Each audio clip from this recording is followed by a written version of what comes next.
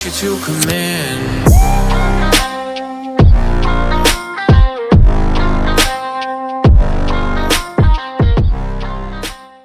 Olá pessoal, tudo bem? Sejam muito bem-vindos a mais um episódio do Business Talks Podcast. Lembrando que esse episódio é um oferecimento de Kesser, a primeira marca de skincare minimalista do Brasil.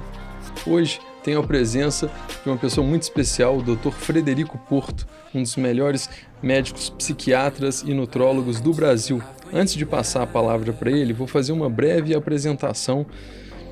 Dr. Frederico Porto, médico formado pela UFMG, psiquiatra pelo Hospital das Clínicas da UFMG e nutrólogo pela Abram, professor convidado da Fundação Dom Cabral, consultor associado a consultorias internacionais, é autor de 2 livros, inclusive ganhei um aqui agora autografado já, Antecipe o Inevitável, a arte e a ciência de liderar mudanças, e Qualidade de Vida Produtiva, o executivo como um atleta corporativo.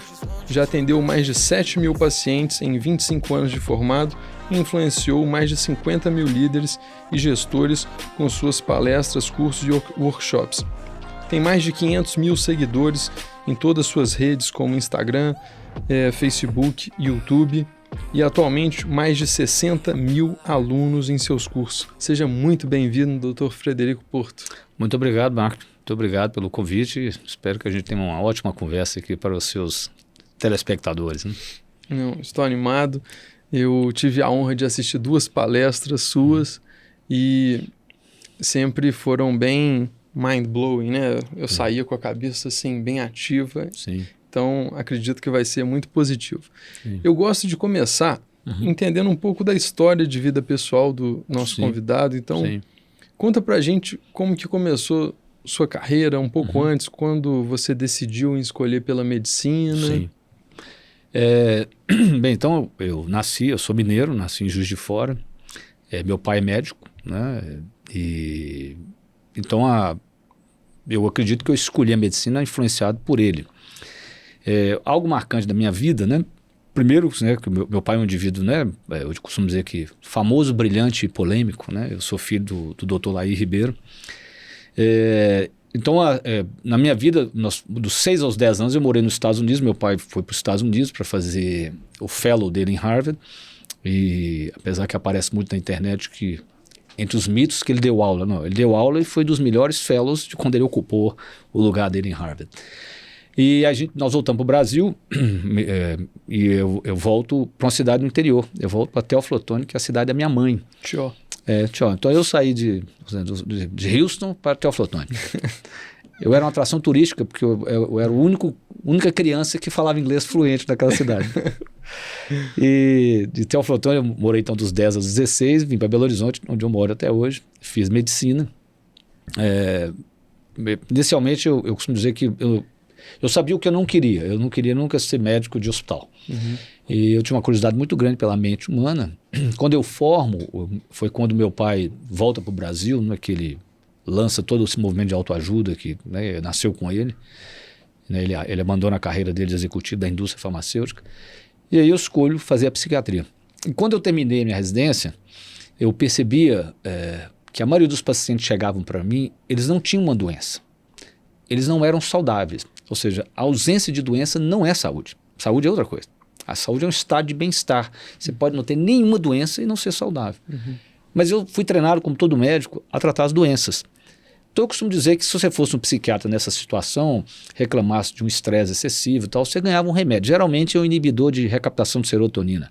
Uma sertralina, uma fluoxetina, que, diga-se de passagem, melhora o quê? Ele diminui as emoções para lidar com os desafios da vida. Então você fica levemente anestesiado e aquilo acaba ajudando, de uma certa maneira, mesmo que você não tenha depressão.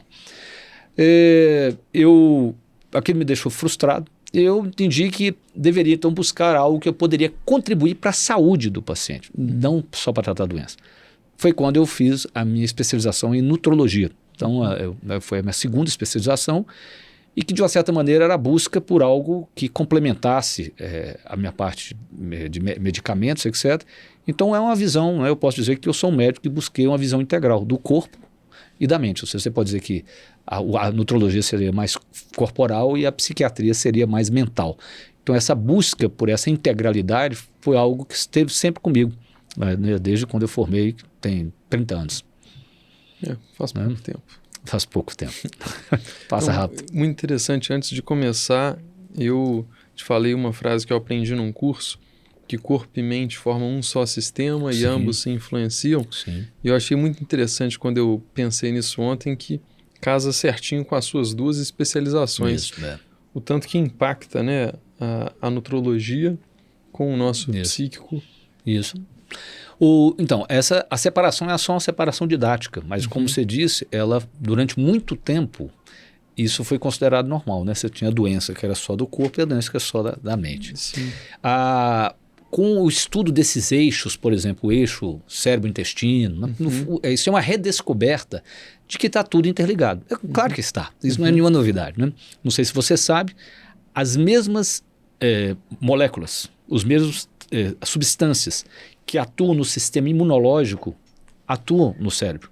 Ou seja, você tem substâncias do sistema imunológico, como as citocinas, a histamina, muitas delas são inclusive neurotransmissores. Então é como se o sistema imunológico, por exemplo, está ligado ao seu sistema nervoso, conectado. As pessoas sabem disso. Quando elas estão estressadas, por exemplo, elas adoecem com mais facilidade. Então essas coisas estão interconectadas. E o que eu percebo é que muitas vezes a pessoa não entende que ela tem que abordar esses dois lados, tá certo? E tem questões na mente, nós vamos considerar que o cérebro está aqui, a mente é o software. No software você tem as nossas questões humanas, as nossas crenças, as estratégias que eu tenho para lidar com a vida, que são coisas que o remédio não muda. Você tem que mudar isso com aprendizagem. E quando você atende um novo paciente, eu imagino que ele chega com uma demanda, normalmente, de uma das duas áreas exclusivas.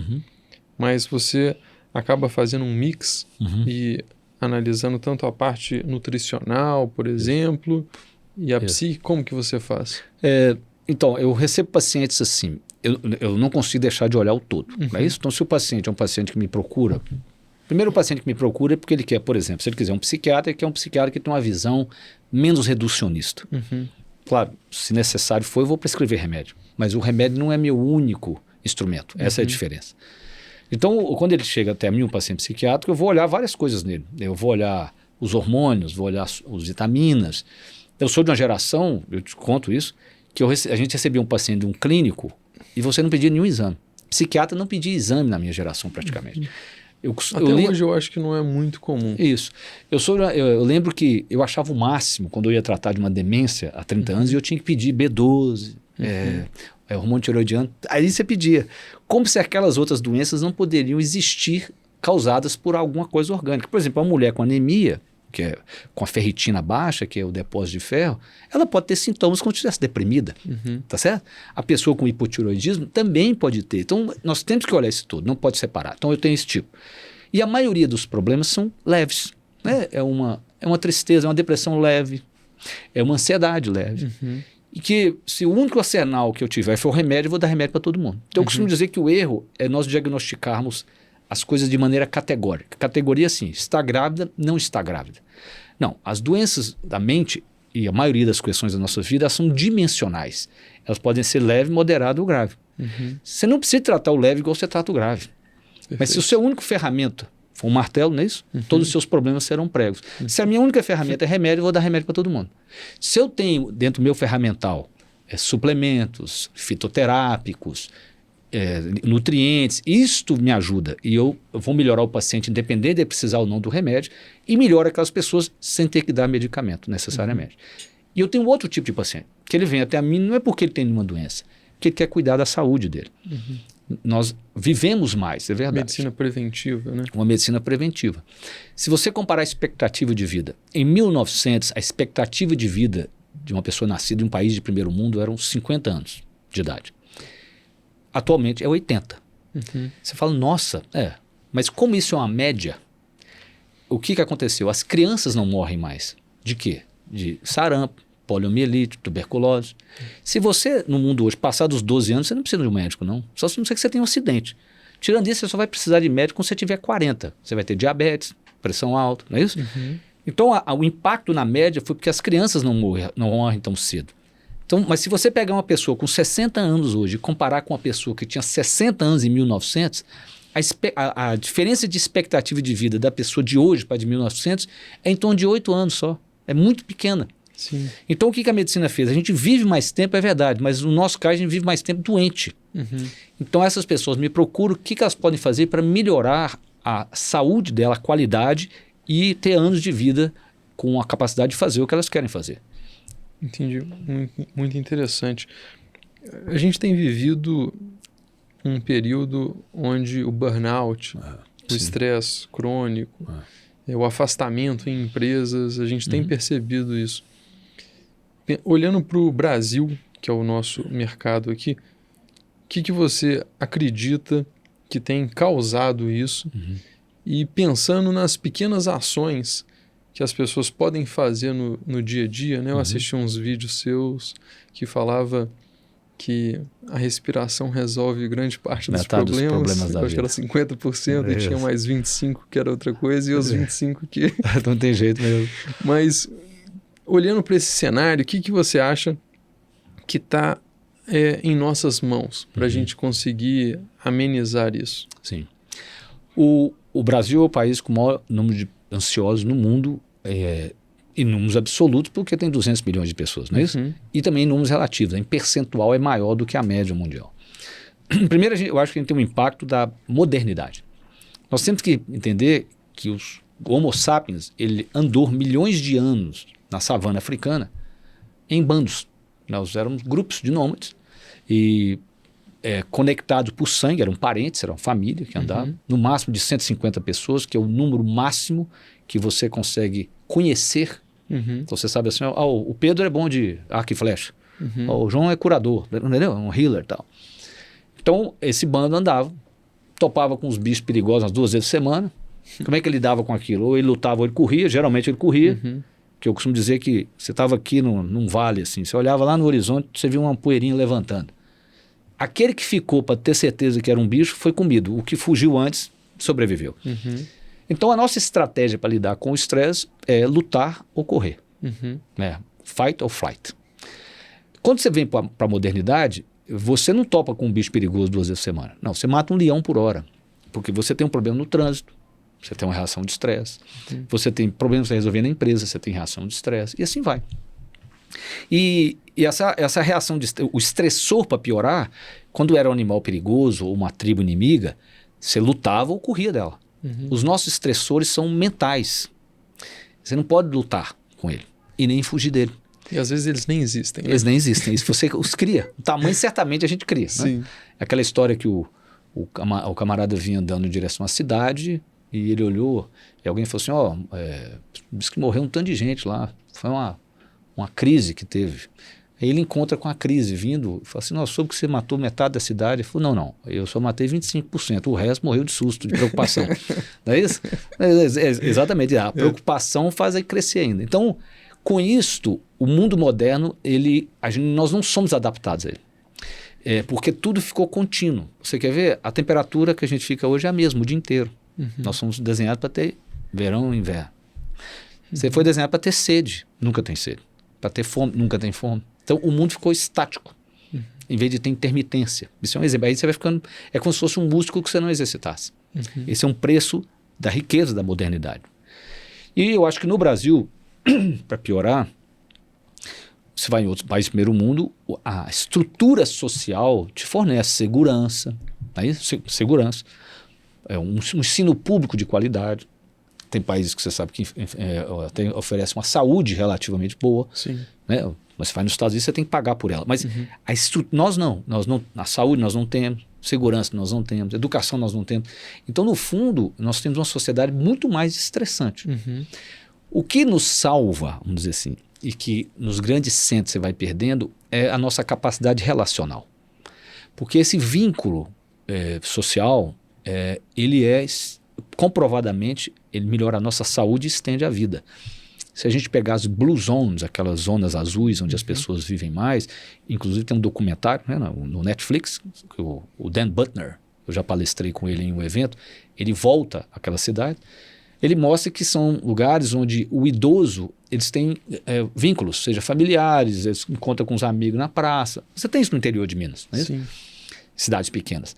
Então, a cidade grande, não, ela acabou com esses vínculos. Mal a gente conhece o vizinho, não é? Então, como ela tirou esse apoio, que era algo que complementava, que compensava as dificuldades do dia. Quando a gente tem uma reação de estresse, nós secretamos um neurotransmissor que é a adrenalina, um hormônio que chama cortisol. Olha que bonito isso. Pouca gente sabe que nós secretamos um hormônio chamado oxitocina. A oxitocina é o hormônio do vínculo, é o hormônio que é secretado quando a mãe amamenta a criança, quando a criança nasce para a mãe criar um imprint, que é um vínculo.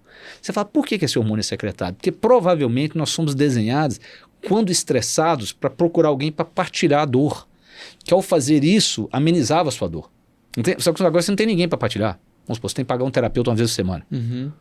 Eu vou brincar aqui agora. Por isso que diz, se você tiver um bom amigo, você não precisa de um psicoterapeuta. Mas você precisa, né? Mas dessa brincadeira, não é isso? Porque você tem alguém para trocar, para compartilhar. Nós perdemos isso. E eu acredito que na nossa cultura, a perda disso é muito pior. Né? Porque nós somos relacionais culturalmente, não é isso? Sim. Nós não somos igual um anglo-saxônico, nós somos latinos. Então, eu acredito que esse adoecimento é maior, além da falta das políticas públicas, né, fornecer o que é essencial, e nós perdemos esses vínculos, que nós temos que lembrar o seguinte, né, Marco? Como é que pôde um ser sem garras e sem presas dominar o planeta Terra? A pessoa fala assim, é inteligência.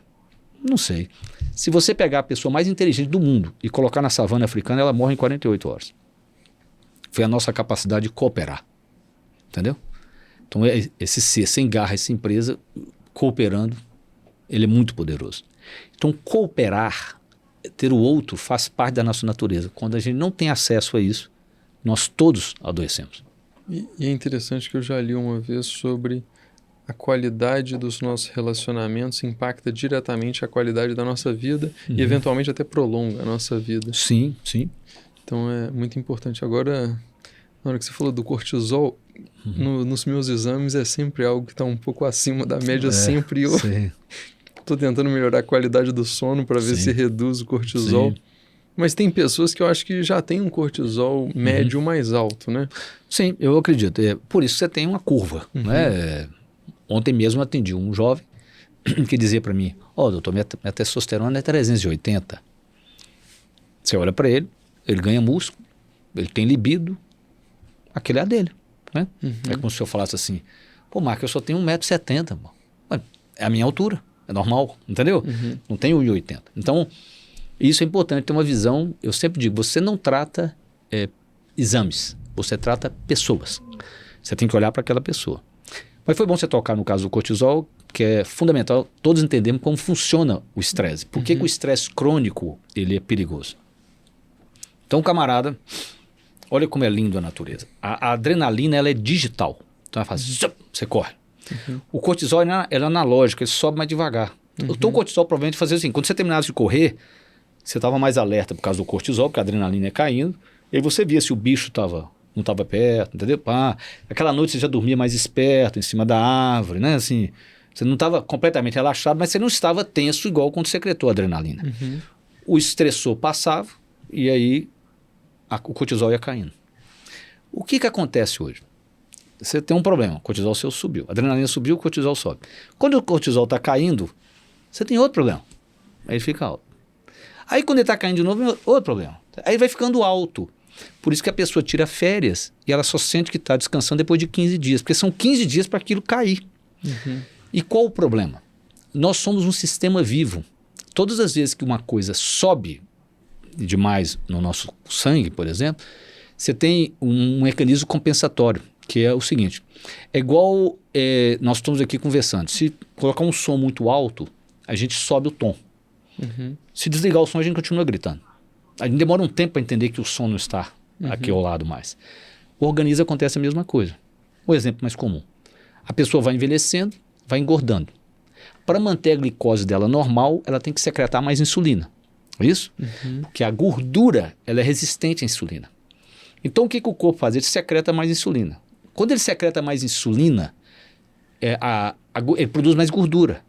Mais gordura, mais resistência à insulina. Então ele entra num ciclo vicioso. E aquela insulina vai ficando cada vez mais alta, e por isso ele desenvolve diabetes tipo 2, não é isso? Quando a insulina não consegue manter a glicose normal, lembrando que a insulina é o hormônio que joga a glicose para dentro da célula. E aí o que acontece? Chega um ponto que aquele diabetes tipo 2, depois de 10, 15 anos tomando medicamentos de via oral, vai ter que tomar insulina. Ele esgotou o pâncreas dele. A mesma coisa acontece com a gente. O cortisol vai ficando alto, alto, alto. Você fala assim, a resistência insulínica acontece mais no tecido adiposo. Onde acontece a resistência ao cortisol, ou seja, a capacidade do organismo não perceber que o cortisol está alto. Ele não percebe mais. Acontece no hipotálamo. O hipotálamo é uma região do cérebro que é uma interface entre o que acontece no cérebro e especialmente a glândula hipófise, que é a glândula que comanda todas as glândulas do corpo. Então o hipotálamo ele passa a não perceber que o cortisol está alto, ele acha aquilo normal. Então aí você fala, e o que acontece? A pessoa vai ficando com aquilo alto muito tempo e aí ela tem um crash, ela tem um burnout, no sentido de um esgotamento. São pessoas que, diferente do seu caso, que pode ser normal, de um cortisol mais alto, eu recebo gente no consultório que tem um cortisol de 2. Ela não tem uma doença, por exemplo, a doença de Addison, que seria essa doença. Não. Ela tem um esgotamento. O organismo dela não consegue mais produzir cortisol porque a demanda foi muito grande por muito tempo. É uma pessoa que queixa, por exemplo, de pressão mais baixa, fica em pé, fica tonta, ela fica cansada muito rapidamente. Eu costumo dizer que se ela correr de um leão, ela desmaia no meio do caminho antes de chegar na árvore. Entende? Então, isso é a diferença de um estresse agudo para um estresse crônico. E você acha isso em exames.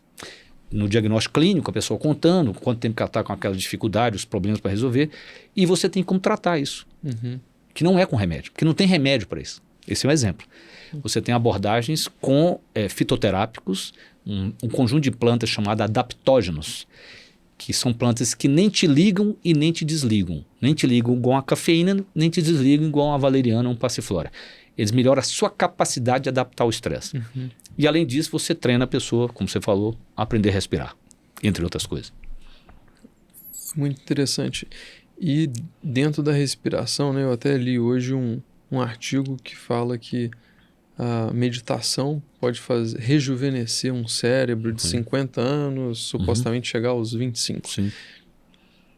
Como que a meditação e a respiração são de fato eficazes e você acredita nesses estudos? Sim, sim.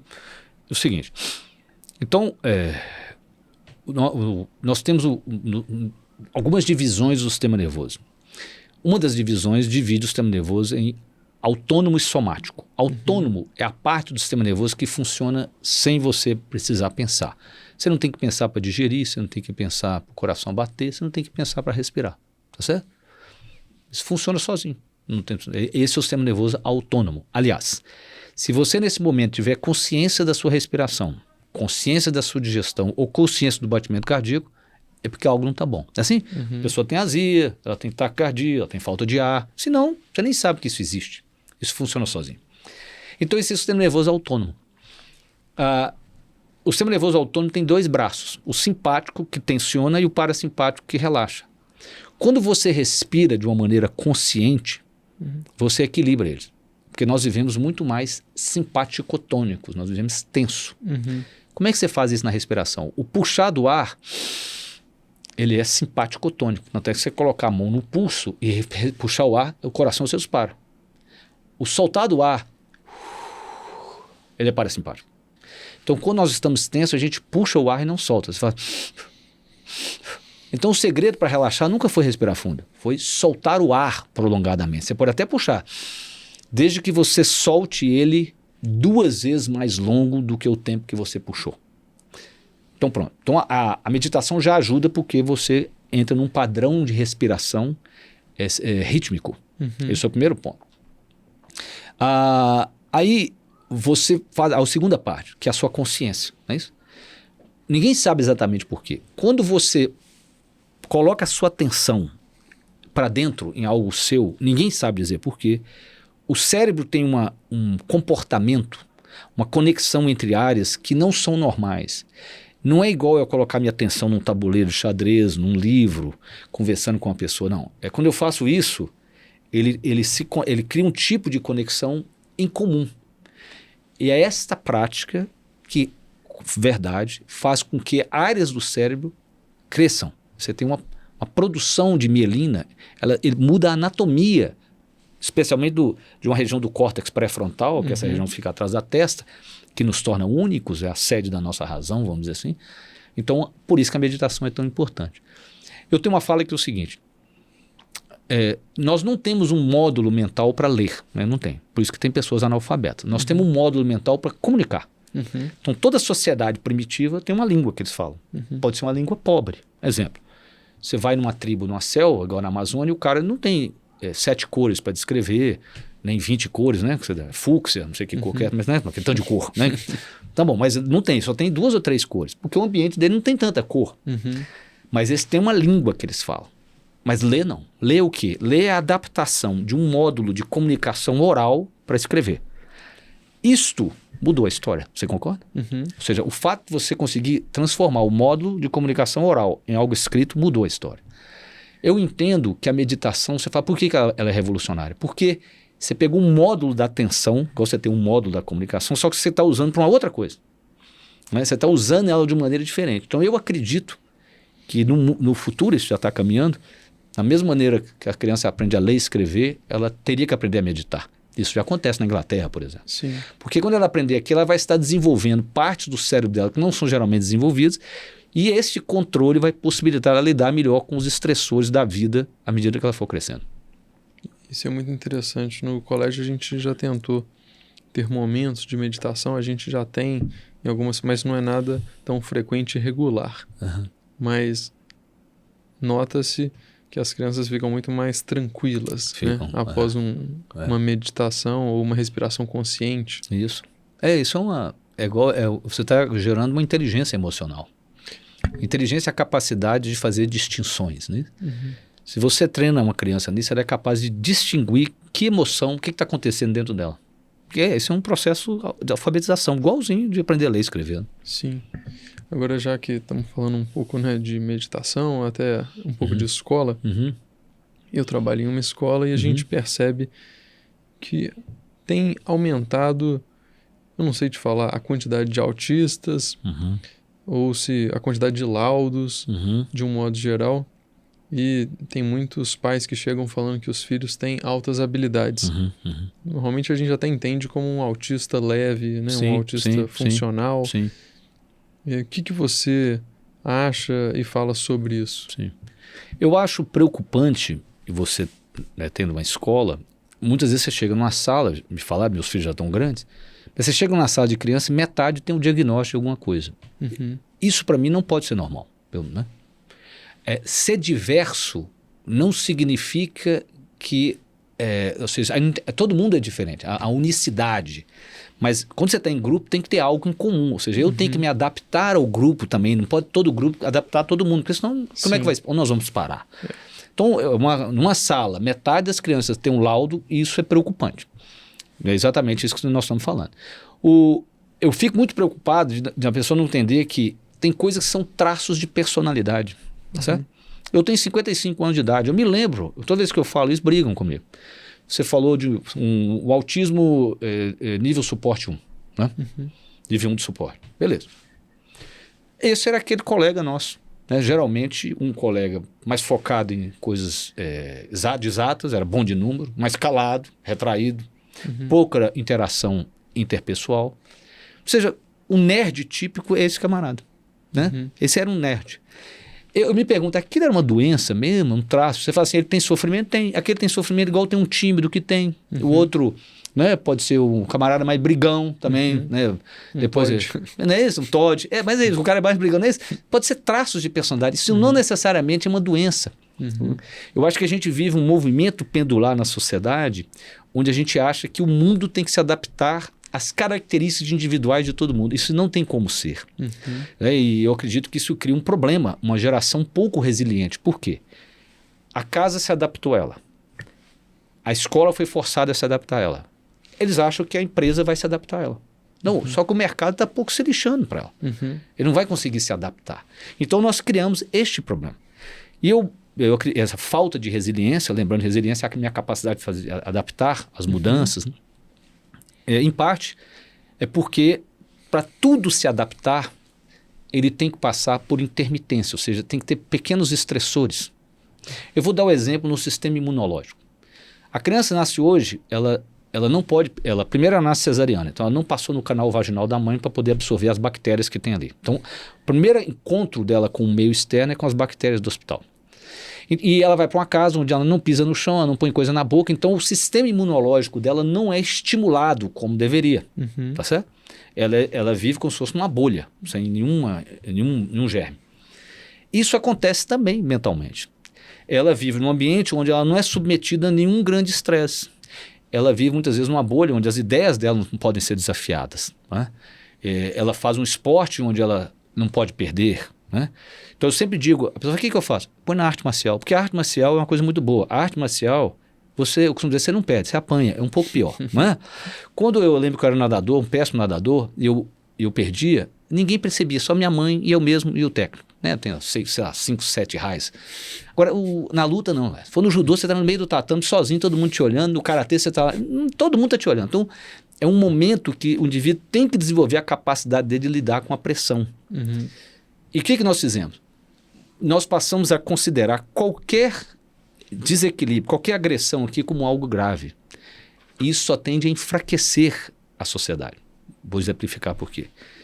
Uma mãe, por exemplo, uma mãe preocupada com o filho adolescente que passou a sair à noite, ela não dorme porque ela fica imaginando coisas ruins acontecendo com ele. Normal demais, né? Isso, normal. Mas aqui pode chegar num ponto, ela vai fazer uma terapia. E o que acontece na terapia? De alguma forma, o terapeuta consegue ajudá-la a racionalizar aquele problema. Então, um problema que era desse tamanho, ele fica desse tamanho. Ótimo. Quando a gente pega uma microagressão, né, sei lá, uma única vez uma criança é chamada de orelhudo no recreio, uma única vez.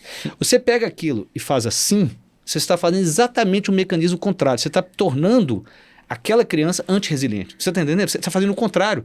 Porque aquela pequena agressão, ela é igual o estímulo imunológico da criança que pisava no barro, na grama. Você tem que ter esses pequenos atritos para o sistema conseguir. E a gente não aceita isso, tá certo?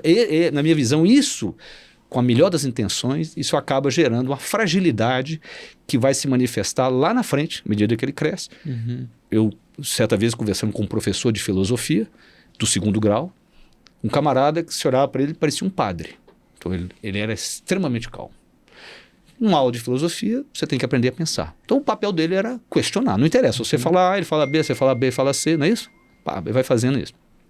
Ele, então, conta que ele, né, ensinando as pessoas a argumentarem, quando o adolescente do outro lado, de 16 anos, por exemplo, não tinha mais argumento, ele fala que tinha alguns comportamentos assustadores.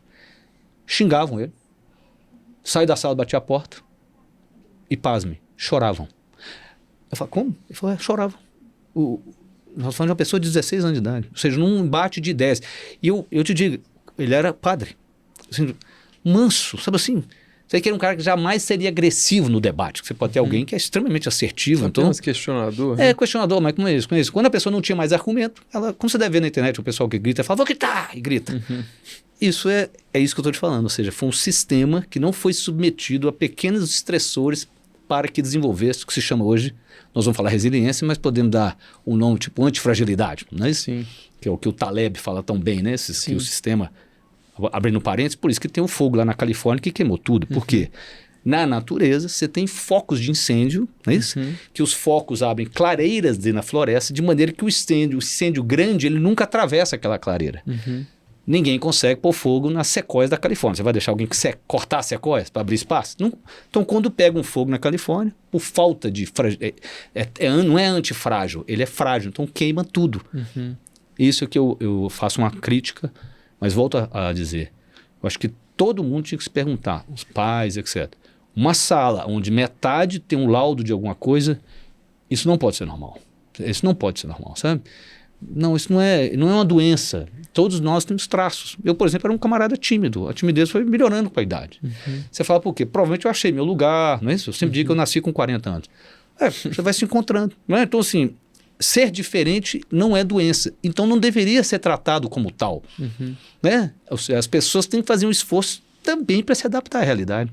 Sim, a gente percebe muitos pais super protetores, né? Isso. Que acabam enfraquecendo os filhos, né? E a gente percebe uma geração completa. Isto, eu vejo assim, a natureza ela é binária. Noite e dia, yin e yang, masculino e feminino. A gente vive um pêndulo na sociedade antimasculino. É como se todo masculino fosse tóxico. Isso gera, eu vejo no meu consultório, especialmente homens. Então eu recebo um homem de 18, 19 anos, completamente castrado. Porque se ele for feminino, dizem que ele é gay, por exemplo. Nada contra. Mas ele traz isso para mim. Se ele é mais masculino, ele é um masculino tóxico. Ele não sabe onde que ele fica. Então tem uma cena muito curiosa no meu consultório, que eu brinco com eles assim. Se nós estivéssemos em Hollywood e eu fosse seu mestre Jedi, eu ia levar você para um ringue, nós íamos colocar uma luva, eu ia fazer assim, você assim, ó, cadê a raiva? Cadê a raiva? Cadê a raiva? Até ele explodir, entendeu? Aí eu nocautearia ele. Cara, quando eu falo isso, você fala assim, fala, pois é, então você vai lá pro kickbox, lá do mestre ali, lutar kickbox. Que é isso? Ele precisa de uma luta. Por quê? Porque todos nós, dentro da gente, nós temos uma presa e um predador. Então aquele jovem na minha frente, ele nunca conheceu o predador dele. Se você não conhece seu predador, você não sabe dominá-lo. Né? Porque, por isso que o Jordan Peterson diz o seguinte, né? Você acha perigoso os homens fortes, é porque você não viu o perigo dos fracos. Porque o forte, ele já sabe, reconhece o predador dele, a arte marcial te ensina a controlar esse predador. Não é nada mais bonito que num judô, né? O cara toma um golpe, e ele sabe que dali não vai sair, então ou ele desiste ou ele aguenta lá aqueles segundos até terminar, né? Eu lembro que a mãe do meu filho, ela não gostava de ir na luta, porque ela ficava, não, é isso mesmo, ele está aprendendo, ele vai ter que, né, dominar o predador dele interno, não adianta ele brigar ali, porque ele vai quebrar o braço, alguma coisa, né? Ele tem que fazer essa decisão. Então o indivíduo tem que conhecer o predador, porque a fragilidade muitas vezes é porque o nosso lado presa não se sente protegido pelo nosso lado predador. Esse é um dilema humano. Nem todo animal, na natureza é o seguinte, você tem as presas, que são os herbívoros, as zebras, os antílopes, etc. E você tem os predadores, que geralmente são os felinos. Nós não. Nós somos um bicho que nós somos predador e presa. Por que é um dilema? Olha que bonito. O predador olha para a caverna, ou para a escuridão, e ele sabe que lá pode ter uma oportunidade para ele. Mas a presa tem medo, não é isso? Então ela tem que confiar no predador para entrar ali. Como dizia Joseph Campbell, o tesouro que você mais procura está naquela caverna que você mais teme entrar. É isso, ou seja, tanto psiquicamente quanto na caminhada na vida. Então você tem que confiar no seu predador. E para confiar, você tem que ter tido contato com ele, com a sua sombra, por exemplo, e ter aprendido a controlá-lo em parte. E isso o esporte é que faz, é a arte marcial que faz. Então não pode ser superprotetor, né? E na minha opinião, quando eu te falei da falta do masculino, é o falta do masculino mesmo. Porque você, como eu me lembro que eu ia com meu pai pro clube, e ele me largava assim, ó. Você me largava. Se eu fosse com a minha mãe, ela ficava o tempo todo olhando para mim, entendeu? Então meu pai me punha uma boinha e largava. Esquecia lá dentro da piscina. Você faz, mas não, é por isso que esse aqui é o masculino. É deixar você testar os seus limites. Você cai, bicicleta, bate a cabeça, arrebenta, né? Não é assim que você aprendeu a andar de bicicleta? Se for a mãe, não. É pôr capacete de joelheira, né? Isso, mas não tem jeito. Então, quando eu falo do masculino, eu também vou pôr a culpa nos pais. Porque esse é um papel que competiria ao masculino, a essa energia masculina, de fazer o indivíduo testar os limites dele. Então, a gente tem que deixar isso. Eu acredito que o esporte, em especial a luta, ela traz isso de uma maneira muito real, aquele contexto da luta facilita que a criança experimente esse limite, esse predador interno dela, porque é aquela história, né? Toda vez que você ataca, você fica vulnerável. Então ela entende, se ela perder a paciência e fizer um ataque muito afoito, ela abre a guarda dela e ela toma de volta, né? Muito interessante. Agora, pensando na sua experiência nesses quase 30 anos, né, à frente da medicina, qual que foi o desafio maior que você enfrentou na sua carreira médica? E como você acha que isso influenciou sua visão de mundo, sua percepção? O meu desafio, vamos dizer assim, o meu dilema, eu costumo dizer que é quando eu formei e me deparei primeiro que eu tinha 20 remédios para prescrever. Isso para mim foi frustrante. Não que nenhuma especialidade tenha 500 medicamentos, né? Então isso mostrava de uma certa maneira a limitação do ferramental que você tem disponível para você. E aquilo, o dilema, a minha angústia, que você vai dizer até hoje eu tenho, é que é nítido que aquela pessoa, ela tem que fazer um movimento na vida dela, que o medicamento pode amenizar a angústia, como eu te falei, o medicamento pode até tirar a tristeza, ele não traz alegria, tá certo? A alegria tem que fazer esse movimento, e as pessoas não querem. As pessoas abrem mão do seu poder pessoal, porque se você falar para mim assim, eu não aguento correr todo dia, tá bom, mas você consegue andar 5 minutos. Então a gente tem que começar, então isso é frustrante. A pessoa retorna com a mesma queixa, e ela sabe a solução. Faz lembrar que tinha um colega mais velho do que eu, que a gente dividiu o consultório. Um período, a gente tinha pacientes em comuns. Então, eu lembro de umas pacientes, isso era muito frequente, a paciente entrava e falava assim, pois é, fulano, doutor fulano de tal. E ele, como sempre, né, eu falei minha queixa, ele deu, como sempre, a mesma solução. E eu reclamei e ele falou assim, o pecado é o mesmo, a solução é a mesma. Então, eu acho que ele era muito, né, pragmático nesse sentido. É claro, você tem que dar uma solução diferente. Mas esse movimento. Então, o que eu acredito é um conceito chamado ganhos marginais. Ganhos marginais foi uma ideia implementada pelo técnico da mais bem-sucedida equipe de ciclismo da história do esporte mundial. A equipe inglesa chamada Team Sky. Ele chama-se Dave Brailsford. Em 2003, quando ele assume o ciclismo inglês, a Inglaterra nunca havia, ela tinha um prêmio mundial em 1908. Ela nunca havia ganho o Tour de France, tinha 100 anos de Tour de France.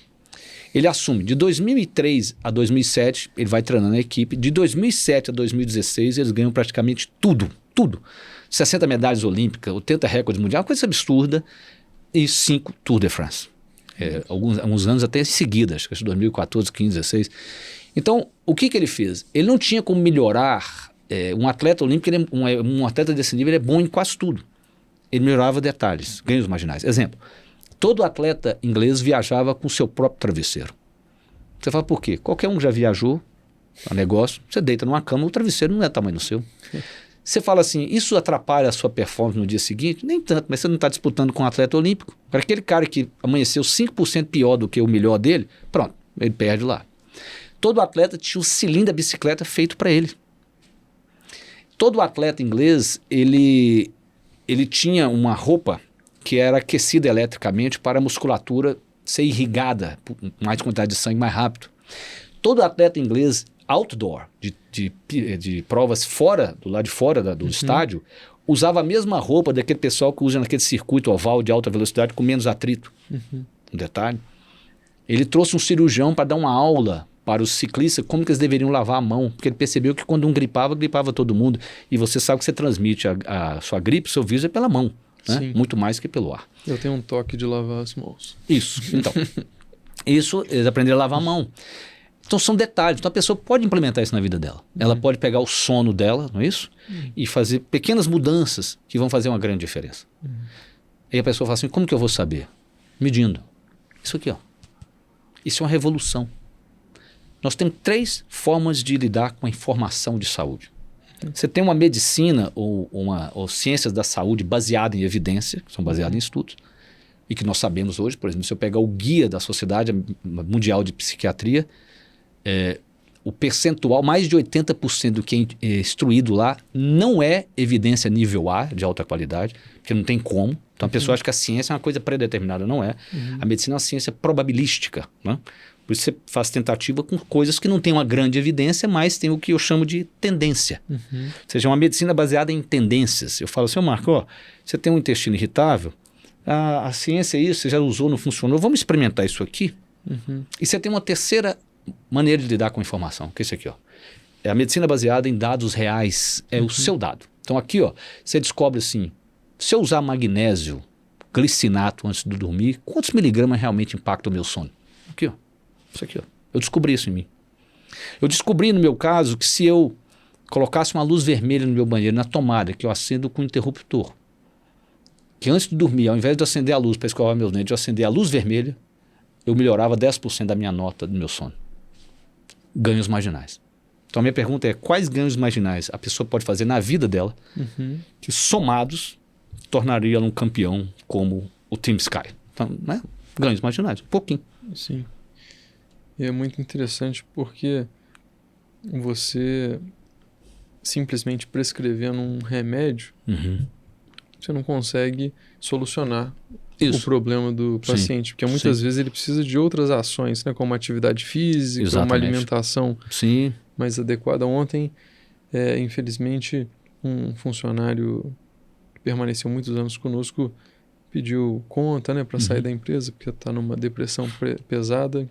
Ele até elogiou o psiquiatra dele, mas ele falou que, olha, o meu psiquiatra falou que eu preciso de fazer atividade física, que só o remédio não vai resolver, e muitas vezes a atividade física acaba impactando até mais do que o remédio. Né? Isso é... Exatamente. Eu sempre digo, Mark, que eu vejo muitas vezes críticas à quantidade de remédio que é prescrito, mas isso é uma visão de só culpar um lado. É como se só o profissional que prescreve seja culpado. Não. O paciente também espera aquilo. Ele quer uma bala de prata para resolver o problema. Você entende? Então, assim, é isso. Eu me lembro uma vez, é até engraçado, um exemplo extremo. Um paciente virou para mim e falou assim: por que eu não faço atividade física, doutor Frederico? Sabendo disso, o meu cardiologista me passou meu remédio para o meu colesterol. Eu virei para ele e falei: eu não sabia que ginástica vinha em cápsulas agora. O que tem uma coisa a ver com a outra? Isso é verdade? Não, mas parece que o Elon Musk está fazendo uma coisa... Isso, né? O Elon Musk está fazendo uma cápsula. Assim, de onde quem disse aí que basta ele baixar o colesterol dele que resolve todos os problemas ou tem todos os benefícios que uma atividade física vai dar? Né? Isso que você falou da depressão é verdade. 30 minutos de atividade física 3 vezes por semana tem um impacto maior em uma depressão leve do que um remédio. Sem efeitos colaterais e com muitos outros efeitos benéficos, além do humor. Sim. Exemplo, você quer ver? A professora Felicia Jacka, que é uma professora australiana, ela fez um estudo, dividiu em 2 grupos. Um grupo, ela retirou os alimentos industrializados dele. E ela estava medindo a alteração do humor, a melhora. Eram grupos com depressões leves. O outro grupo foi submetido a uma psicoterapia de apoio. Psicoterapia de apoio é um tipo de terapia que o médico geralmente faz. Ele te ouve, se reclama, fala, escuta, te dá apoio e tal. Após algumas semanas, o estudo durou algumas semanas, se eu não me engano, 12, o grupo que fez a mudança na alimentar, mesmo não tendo emagrecido o esperado, o humor deles melhorou mais do que o grupo que fez psicoterapia de apoio. Então, se a pessoa pode fazer uma coisa na vida, é diminuir a quantidade de alimento industrializado, especialmente carboidratos, né, processados. Então, isso é uma coisa que é fácil de fazer. Eu digo, nós temos que descascar mais e desembrulhar menos. Esse é o caminho. Esse é um caminho simples, um ganho marginal. Sim. A pessoa pode escolher, por exemplo, uma refeição no dia que ela fará o mais saudável possível. Você começa assim, ó. Por que isso? Nós temos a mudança de hábito, ela não pode ser baseada na motivação. A motivação é algo que muitas vezes você não tem controle. Então, depois a pessoa coloca uma música para fazer ginástica, porque a música motiva. Mas tem dia que ela está tão sem motivação que nem a música ela quer colocar. Então você fala, como é que a gente muda um hábito? A gente muda um hábito gerenciando a nossa força de vontade. A força de vontade é um recurso escasso. Ela é como se fosse um músculo que se você usar demais ele cansa. Então a gente usa a força de vontade para resolver todos os problemas do dia. Então quando você chega à noite em casa, você não tem força de vontade, na verdade, para resistir a comer um doce. Entende? Então a única maneira de resolver isso é fazer o quê? É mudar o contexto. Então se você tende a comer o doce, não ter ele em casa. E essa força de vontade, você fazer ações curtas em tempo. Então, por exemplo, caminhe 10 minutos.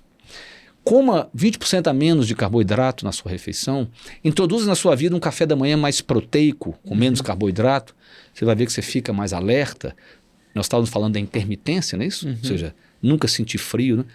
Comer o dia inteiro. A pessoa hoje ela dorme 6 horas, fica 18 acordada e come de 3 em 3 horas. Você acha mesmo que o homem da caverna tinha comida a cada 3 horas? Não. Nós não fomos desenhados para isso. Você não precisa falar em jejum intermitente. Todos nós temos que ter um descanso metabólico. Geralmente de 12 horas. Eu tenho 55 anos. Se eu voltar no tempo, a minha mãe me deixava comer 3 vezes no dia. Eu não podia beliscar entre as refeições. E se você calcular o tempo entre a minha última refeição e a primeira do dia seguinte, tinha 12 horas. 12 horas. É isso. Praticamente do sol se pôr até o sol nascer. Então a gente tem que ter esse período de descanso, que é incluído o sono, não é isso? O ideal é jantar mais cedo, né? Para dar as 12 horas, você tomar o café da manhã, no caso, cedo. Sim. Na pior das hipóteses, você come a primeira refeição mais tarde. Se ainda isso não é possível, você come proteína na hora que você acorda de manhã. Você come um omelete, por exemplo. Evita comer pão. Inclusive, evita de comer fruta de manhã. Agora, sobre as proteínas, né? Eu consumo whey protein há muitos anos. Sim. E proteína isolada do leite, porém industrializada. Sim. Talvez desde que eu me recorde, talvez desde 2006. Então, quase 20 anos, né? Isso. Apesar de ser industrializada, é uma boa fonte de proteína, pelo menos quantitativa falando, né? Uma quantidade de gramas. Sim. Mas você acha que ela... Estou aproveitando o podcast para fazer uma consulta. Sim. Mas sobre o whey protein matinal, por exemplo, você acha que ele pode impactar? Primeiro, ele tem que ser de qualidade. É isso? Você tem, a qualidade quanto menos carboidrato tiver lá seja maltodextrose, tudo melhor. É importante porque nós teremos que consumir 2 gramas de proteína por quilo de peso. Então, eu tenho 70 quilos, eu teria que comer 140 gramas de proteína por dia. As pessoas acham que isso é pouco. Não. Sabe quanto que tem um ovo? 5. 5 gramas. Então, nós estamos dizendo que eu teria que consumir, então, 10, 20, 30 ovos por dia quase. Um scoop de whey tem 20 gramas de proteína. Então, tem 4 ovos. Então, é uma praticidade, né? Para a vida moderna. Exatamente. Então, se você tem um whey de qualidade, sim, é válido usar. Porque é difícil comer proteína. É difícil mesmo. E é caro, né? Caro. E, aliás, sempre foi caro, né? É muito mais... Se achar carne, né, no mundo, né? Você teria que caçar. Eu estou aguardando a picanha reduzir de preço esse ano, mas ainda não reduziu. Não dá ainda. Muito bom. Prometeram, né? Prometeram. Você poder comer picanha, né? E ainda não tive. Só ficou a abóbora. Muito bom. Então, exatamente. Então, não só é caro, como você falou, esta quantidade de proteína não é fácil de você ingerir num dia. Sim. Não é fácil. Né? Agora, eu escutei um vídeo seu onde a gente está agora presenciando a primeira geração que praticamente só se alimentou de alimentos industrializados, principalmente em nações como os Estados Unidos, que é um país onde chega a ser difícil você comer algo coisas saudável, naturais e saudáveis, né? Assim, você tem, porque até os vegetais são bombados lá, né? Exato, isso. Aquela banana, aquela... Não, tem bananas assim, eu vi esse um vídeo que parecia um plástico. A minha irmã mora lá e falou que é verdade, a banana parece que é de plástico. Tem uma tangerina que eu apresentei para meus pais lá, que ela já vem descascada num líquido, né? Assim, é muito prático, muito né? Você acha que é melhor que a natureza, né? E eu acredito que isso pode ter um impacto muito negativo. Eu já ouvi de coordenadora, né, da nossa escola falando que tem estudos que impactam até a quantidade de autistas. É claro que eu não sei se já estão validados. Esse é o impacto da epigenética.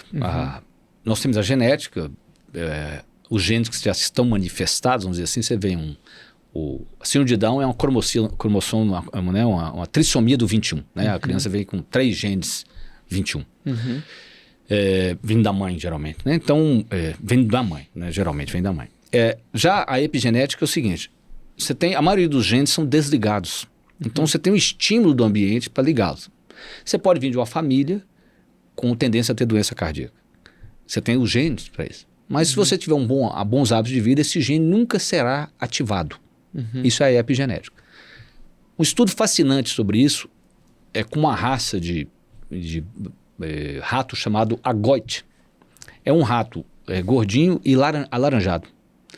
Então, quando aquela mamãe rata está grávida, e aumenta-se na dieta dela a quantidade de um nutriente, no caso do ácido fólico, isso não acontece nas mães que tomam ácido fólico, para deixar bem claro, foi no caso dessa rata, dessa espécie. Se aumentar a quantidade de ácido fólico na dieta daquela mãe, o filho nasce magro e marrom. Parece outra espécie de rato. Mostrando isso que você está dizendo. Ou seja, como que o que vem de fora ativa ou não os genes. Então, esse é o risco. É a terceira geração que só come alimento industrializado. Como é que a gente sabe que isso tem um impacto? Uma das experiências não foi feita, porque não seria ético, foi quando Hitler, da Hungria, quando ele invadiu a Hungria, ele privou de comida o país. Existiam, se não me engano, 20 mil mulheres grávidas.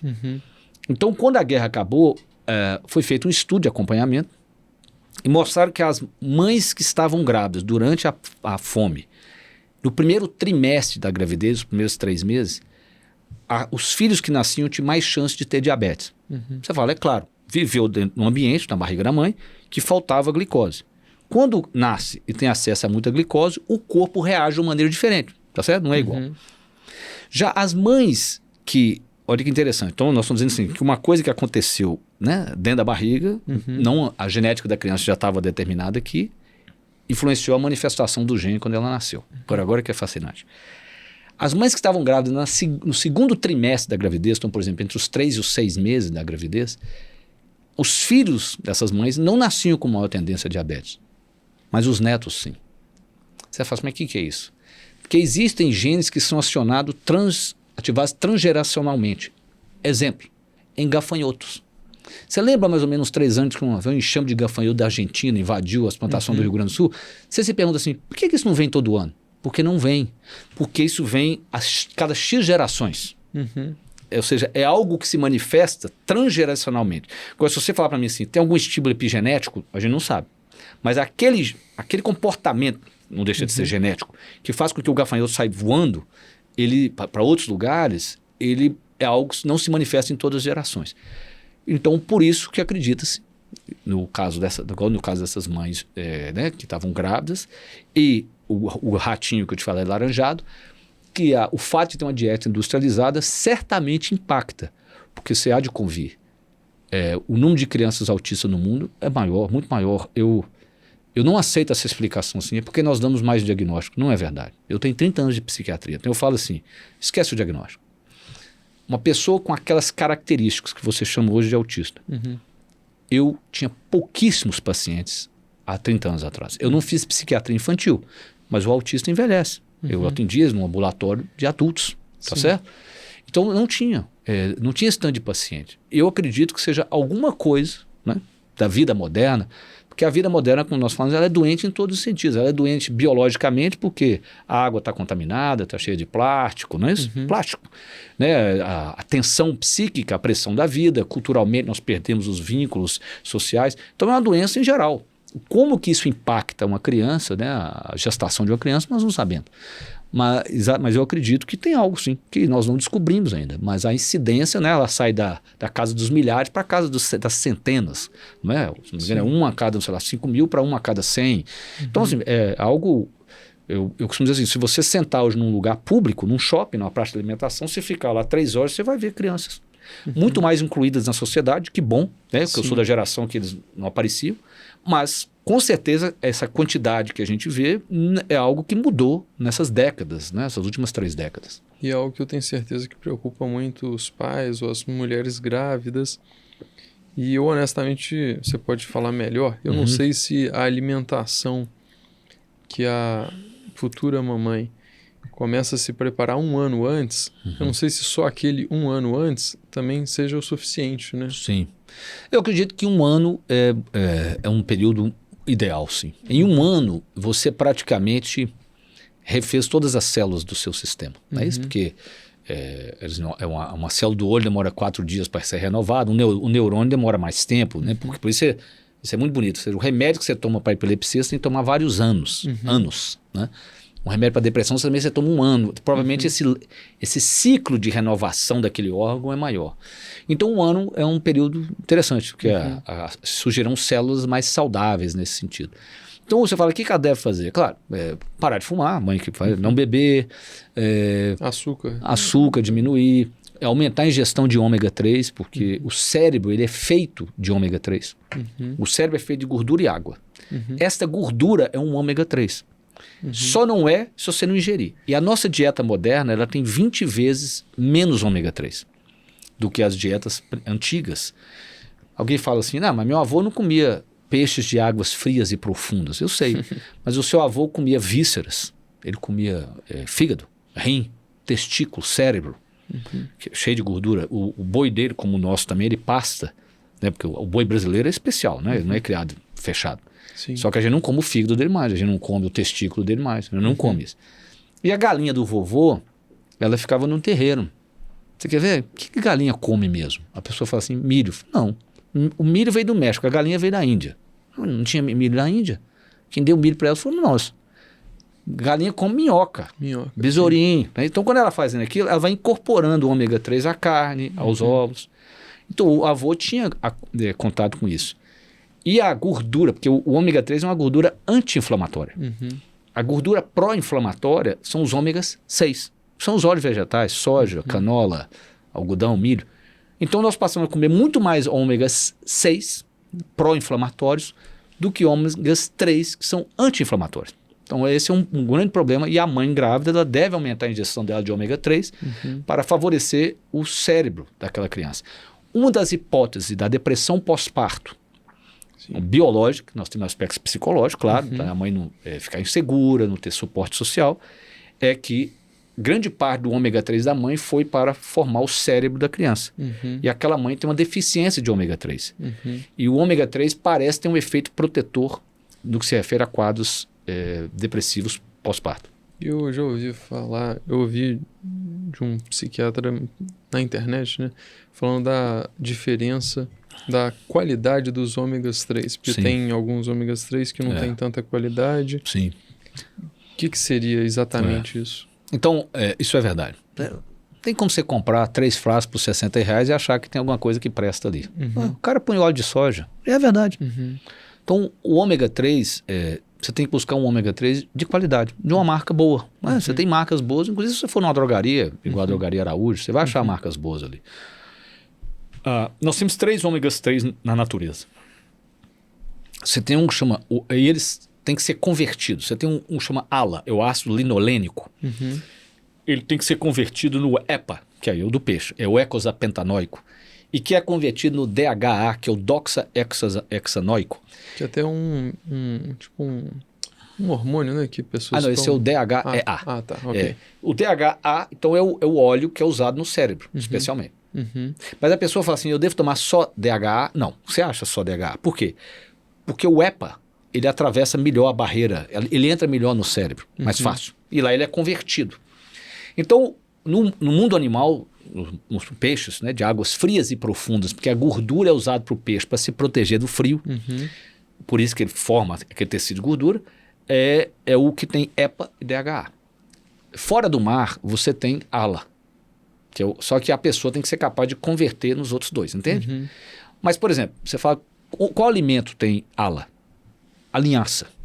O alimento mais rico em ômega 3 fora do mar é a linhaça. Isso é um dado muito importante. Primeiro que ela é barata, não é isso? Então, a linhaça, repito, a qualidade do ômega do peixe é superior. Mas vamos dizer que uma pessoa esteja nos ouvindo, mas assim, está caro, você vai comer linhaça. Você pode comprar a linhaça mais barata que existe, não precisa de ser dourada. O óleo da linhaça, ele está dentro da semente. A linhaça é um alimento muito especial. Ela tem fibras solúveis e insolúveis. Né? Aquela baba que eles colocam na água, a linhaça de um dia para o outro e tira até uma gosma, um gel, aquilo é uma fibra. Aquilo não é o ômega 3. A linhaça tem lignanas que funcionam como se fossem fitoestrógenos, igual a isoflavona de uma soja. São estrogênios que a mulher pode usar na fase do climatério, para ajudar os fogachos. Mas dentro da semente tem o óleo, tem o ômega. Mas olha que interessante. Então você tem que quebrar a semente para ter acesso ao óleo.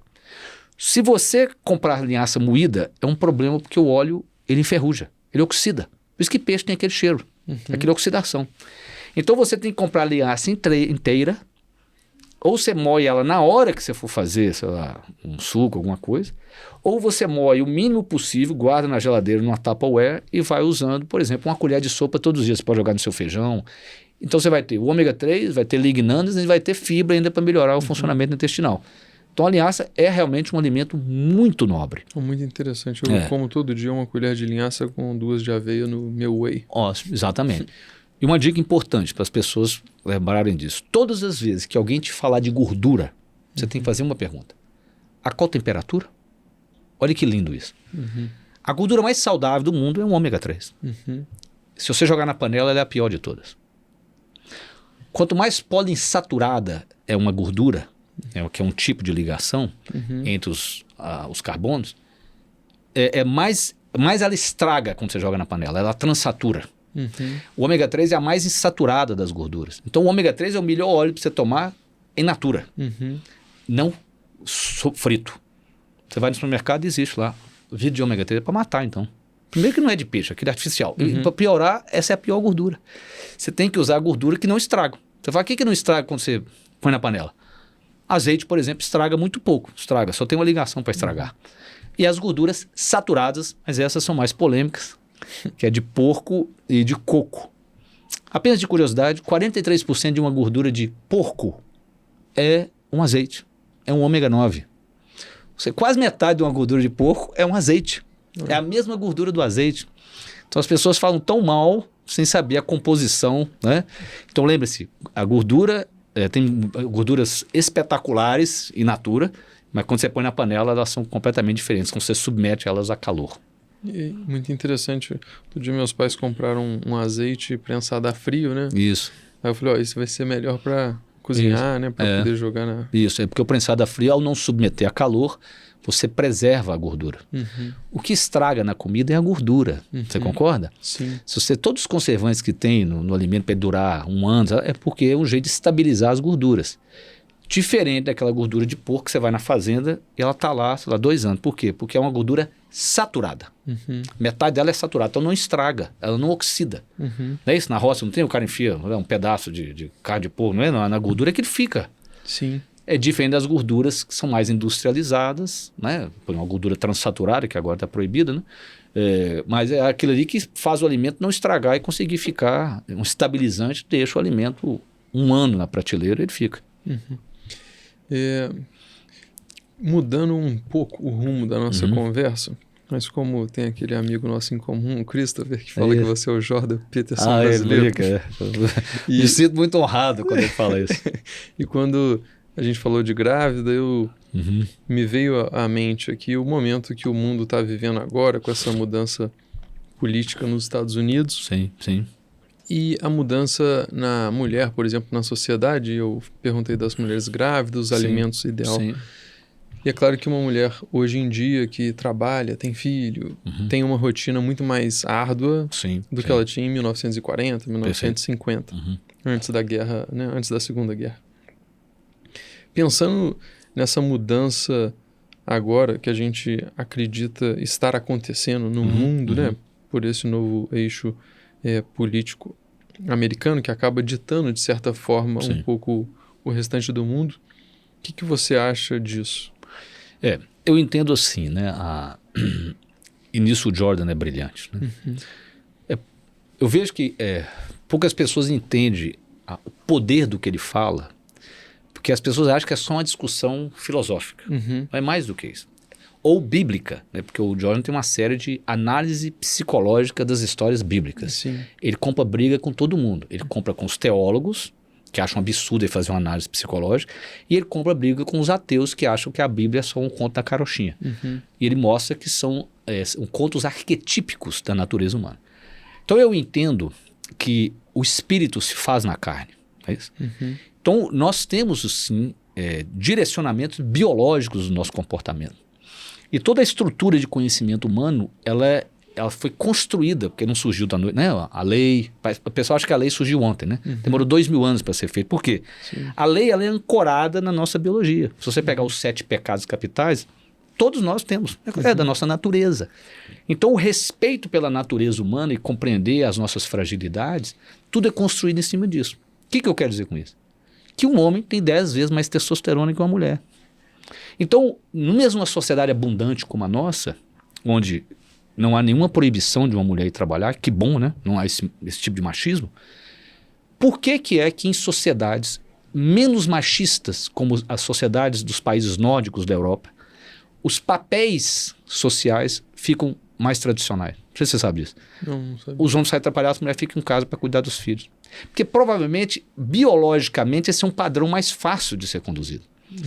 Não estou dizendo que uma mulher não possa sair para trabalhar. Você está entendendo? Eu estou dizendo que tudo na nossa vida tem um preço. Né? Tudo tem um preço, tudo bem. Como tem um preço, a gente dormir mal, trabalhar muito, ficar olhando muito para a tela, tudo tem um preço. Então esse foi o preço que a sociedade pagou. Então assim, somente a mulher pode gerar a vida. Não tem como substituir, né? Uma mulher pode ser bombeiro, pode ir para a guerra, esses papéis que o homem ocupa na sociedade. Agora, somente a mulher pode gerar a vida. Então, o gerar a vida, eu vejo assim, uma discussão, por exemplo, histórica, de achar que a sociedade era patriarcal por uma dominação masculina. Não, porque a coisa mais valiosa era nascer uma criança, não é isso? Que a maioria delas ia morrer de tifo, né? Então você precisava de força de trabalho para ajudar o pai a caçar, a empurrar o arado. Então se a mulher fosse empurrar o arado, ela perdia a criança. Então o marido empurrava o arado e ela era coletora e cuidava das coisas da casa. Então aquilo era um acordo social. Quando o mundo ficou abundante para você gerar comida, você não precisava de ter força mais física, não precisa de força física. Claro, a mulher pode ocupar um outro lugar na sociedade. Mas se você me disser que ela não paga um preço, paga. Vou te dar um exemplo.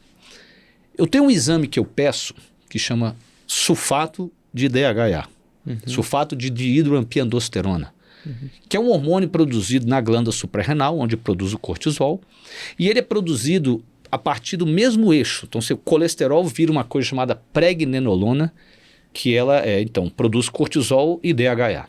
Tá vendo, senhor?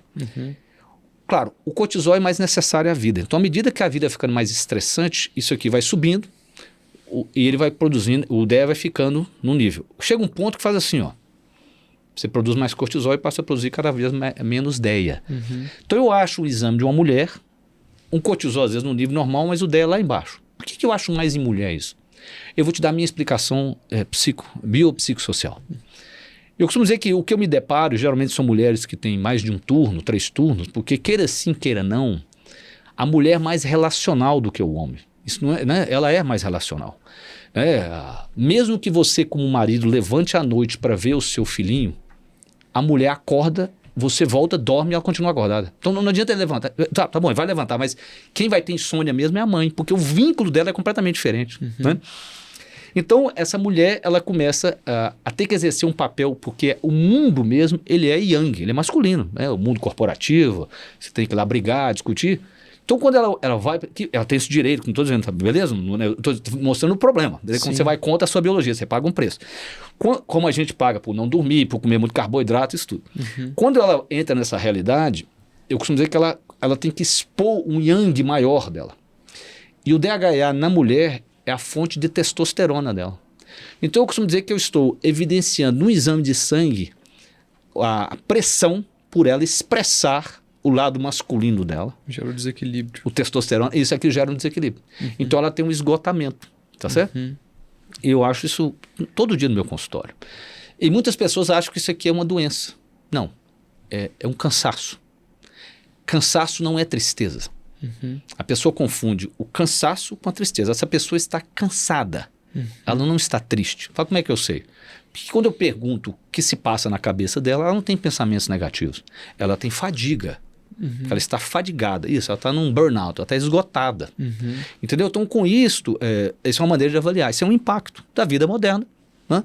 Então eu acredito isso, que à medida que as sociedades ficam mais prósperas, né, que os países do norte da Europa são considerados um exemplo nesse caso, Sim. Os papéis tradicionais se voltam porque o vínculo relacional de uma mãe com um filho é provavelmente um vínculo mais poderoso que existe na natureza. Né? Eles são fundidos 9 meses, ficam lá um dentro do outro. Né? Então, aquela criança tem um contato. Eu subi no meu Instagram uma cena de um pai fazendo ultrassom e ele chamando a filha e ela... Eu vi ontem. Você viu? O que é interessante, só para você saber, é que devido à estrutura com líquido amniótico na barriga, o som grave ele atravessa mais facilmente. Então, o som do pai vai atravessar ali mais facilmente, porque o da mãe ela já conhece, porque ela escuta o dia inteiro. Né? Então mostra, então eu acredito nisso. Então não é só a gente ter essa história de a gente olhar o contexto para trás e querer julgar a partir do nosso, isso, foi uma dominância masculina. Tinha um motivo, porque naquele contexto era necessário aquilo para preservar a vida, tá certo? Isso era necessário para preservar a vida. Que, aliás, você sabe que é uma grande crítica minha da pessoa num contexto muito abundante, que esse é o melhor mundo de todas as épocas. Há 200 anos atrás, 95% da humanidade vivia abaixo da linha da pobreza, corrigido, 1,8 dólares por dia. Hoje, Antes da pandemia era 7%, hoje deve estar em torno de 10%. Ou seja, o mundo nunca foi tão bom. Agora, se você sair aqui e perguntar, as pessoas vão assim, não, o mundo está muito ruim. Por quê? Porque ao invés de comparar com o mundo de onde nós viemos, não, eles comparam com uma utopia de um mundo onde tudo vai ser igual. E nunca tudo vai ser igual. Porque a natureza tem uma hierarquia dela. Vou dar um exemplo. A altura é determinada geneticamente. 80% da altura de uma pessoa é determinada pelos genes que ela herda. Mas isso num lugar que tenha comida, beleza? Se você nascer na África, num lugar que não tem comida, aquele que tiver acesso à comida vai crescer mais. Mas a partir do momento que tem comida, aquele gene do filho de alguém mais alto tem uma vantagem. Você concorda? Todo mundo comeu igual, então esse cara vai crescer. Então você acha que o dia que todo mundo tiver uma educação boa, né, você está na sua escola, boa, vai prevalecer o quê? O talento individual. Quanto mais igualitário é um ambiente, mais prevalece o talento individual, a manifestação daquele que se esforçou. Eu não sei você, eu acho muito curioso, eu tenho 55 anos de idade, ter disciplina sempre foi um problema humano. Se não existiu o estoicismo, né? Mais de 2000 anos. Por quê? Porque se você vai numa sala, não tirar nota boa é o normal. Porque para tirar nota boa você tem que sentar na mesa e estudar. E aí as pessoas agora querem dizer assim, não, ele não é isso porque aí tem um diagnóstico. Não, é porque ele é humano. Porque o humano, o difícil é ter disciplina. Sim. Isso foi no mundo, sempre foi assim. É como se não ter disciplina é porque eu tenho um problema. Não, porque você é humano, então você tem que exatamente lutar contra a sua natureza. Porque pela nossa natureza nós vamos ficar deitados no sofá o dia inteiro, comendo carboidrato e mexendo na internet. Essa é a nossa natureza, é conservar a energia. Então, né, eu fico curioso. Não, isso não é o normal. O normal é justamente não estudar. Estudar é contra a natureza. Então, esse movimento, né, da gente, a gente tem que reconhecer essa dimensão da nossa biologia e que, no fundo, a gente é uma luta eterna do ser humano, da sua razão, contra o seu instinto. Né? Essa é a nossa luta eterna. Ela está sempre acontecendo. Então, um mundo igual, ele faz prevalecer o talento individual. Então, as pessoas têm que ter uma igualdade de oportunidades. Sim. Nunca de resultados. Você fala assim, mas é isso que buscam? Não, eu vou te dar um exemplo. Nos anos 80, se eu não me engano, surgiu uma coisa chamada audiência às cegas. Por quê? Até então, tinha pouquíssimas mulheres em orquestras tocando instrumentos de sopro grandes, tipo trombone, piston. Então, uma hipótese, você fala, não, mas tem mulher que toca isso muito bem. Deve ser um preconceito, é um viés. Então, o que eles fizeram? Passaram a fazer audiência cega. O maestro sentava numa cadeira, a cortina era fechada e vinham as pessoas tocando e ele falava assim, gostei do número 3. Então, aí começou a aparecer mulher. Não era que o maestro era preconceituoso, ele tinha um viés. Ele não pensava assim, não vou colocar mulher. Não é isso? Ele tinha um viés. Tem coisa mais justa do que essa? Não. Ou seja, você não pode negar uma mulher um lugar na orquestra se ela preencher os critérios de competência. Isso é justo. Você acredita que hoje existe um movimento para tirar a audiência às cegas? Por quê? Porque o camarada vira, ele quer fazer o quê? Uma cota. Ou seja, ele quer passar por cima da competência. Isso eu acho injusto. Alguém que tem a competência jamais pode deixar ocupar um lugar por outros critérios, seja a cor, o gênero, né, a preferência sexual. Agora, você ocupar um lugar por causa disto, essa é uma outra discussão, porque eu acho que é o que você está falando. Esse é o movimento pendular, sim. Esse é o mundo woke, esse é o movimento que a gente vê agora anti-woke. Sim. E ele vai vir. Porque esse tipo de perspectiva é uma perspectiva de uma aprendizagem sem consequência. E tudo na vida tem que ter uma consequência. Não é? A pessoa só performa bem se tiver um preço. Né? Se ela for motivada, se não for, você não pode dar o mesmo lugar, hierarquicamente, aquela pessoa ocupar o mesmo lugar que o outro que se esforçou mais. Né? Então esse mundo sem hierarquia, ele não existe. A natureza ela é hierárquica. Vou dar um exemplo. Hierarquicamente, o meu dedo está na minha mão, a minha mão não está no meu dedo. Isso é em tudo. Se eu, por exemplo, não tenho uma perspectiva de um ser humano ideal, virtuoso, ou seja, tem virtudes, né? Ou seja, a ética ela tem que ser virtuosa. Ela não pode ser minha ética de circunstância, não. Eu tenho que entender que ser corajoso, ser justo, né? Ser sábio, ser prudente, isso são virtudes que tornam o ser humano ideal se for perseguido. Se eu não tenho uma noção de um ser humano ideal, a vida vira flat, chata, e as pessoas sofrem de um vazio existencial e não sabem por quê. Porque todo ser humano tem que ter um ideal, um lugar que ele busque sempre, mesmo que ele nunca chegue lá. Foi bom ter essa pausa filosófica no meio Sim. de um assunto de medicina aqui. É verdade. Mas excelente, doutor. É uma reflexão e eu sinto que o mundo, de fato, chegou num extremo que possivelmente não estava sendo saudável e Não agora tava, está voltando para um eventual equilíbrio, né?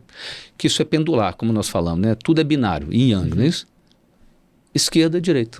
Sim. A esquerda é mais coletivista, a direita é mais individualista. Tem que haver um diálogo contínuo em todos os Buscando o momentos da caminho do humanidade, meio. você pegar no meio. Porque o meio é o ótimo. Uhum. Eu costumo dizer assim, não é a sua versão, melhor versão não, é a sua versão ótima. O que é a versão ótima? Você hoje você quer correr uma maratona. A pessoa começa hoje, ela mal consegue andar. Então a versão ótima dela hoje é andar 5 km, a versão ótima. Aí ela começa a conseguir correr 1 km, andar 4, a versão ótima. A versão ótima é quando você submete o seu corpo a um estresse num nível que ele se recupera. Aí a sua versão ótima vai melhorando, aí um dia você corre uma maratona. Então esse diálogo, né, trabalho recuperação aqui nesse caso, o meu exemplo, esquerda-direita, ele tem um ponto ótimo, que depende do momento histórico, das circunstâncias. Então esse diálogo tem que ocorrer sempre. Quando toda vez que você tiver um pêndulo demais para um lado, pode ter certeza que ele vai voltar. Sim. Porque toda vez que você excluir um lado, ele volta. Porque a natureza obriga, esse é um padrão da natureza. Noite e dia, masculino e feminino, o pêndulo vai voltar. Sim, sem dúvidas. E quando você falou sobre os países mais evoluídos, a gente percebe que em países europeus Sim. ou americanos, onde existe um acesso à oportunidade, né, de educação, por exemplo, de qualidade, as pessoas acabam optando por cursos que você não vê tanto no Brasil como artes, música, né? A pessoa mais facilmente consegue atingir um mínimo necessário para ver e pode, de fato, focar, assim como você falou, na sua qualidade, né? Na sua área de excelência. Os Estados Unidos é o lugar que tem mais PhD como garçom do mundo, né? Você sabe disso. Por que isso? Não tem nenhum problema. O que eu acho que, tá bom, o cara escolheu ser PhD em arte da Idade Média. Beleza. Agora, qual a chance de ter um emprego desse? Quase nenhum, porque só tem uma cadeira na universidade, que já está ocupado pelo professor. O professor vai aposentar com 75 anos de idade. Ele vai ser garçom. Então isso gera, não estou dizendo que não tem que ser, mas isso, beleza, você vai pagar um preço. Não tem problema. Agora, o cara formar nisso e querer um emprego, você não vai ter. Porque não tem, né? O mercado não demanda esse tipo. Aliás, isso é um dilema, você concorda? Mas às vezes você deve ter, como eu tinha colegas músicos, exímios músicos. E o cara foi ser médico, porque senão ele não sobrevivia da música. Ele teve que achar um equilíbrio na vida dele. Essa é a vida, é o realismo. A vida não vai se adaptar a você. Não é? Que bom que se pudesse que ele achasse um lugar que ele pudesse ser músico e ganhar igual o médico. É o que o Nassim Taleb fala, que tem profissões médios cristã e profissões extremistã.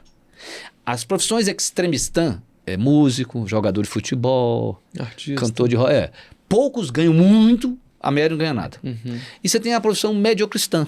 Você faz direito, medicina, odontologia, você tem uma vida média boa. Se for um bom profissional, inclusive você ganha até mais. Mas não é a vida extremistã. A vida extremistã, por exemplo, é o influencer que tem 24 milhões de seguidores. E é a mesma coisa.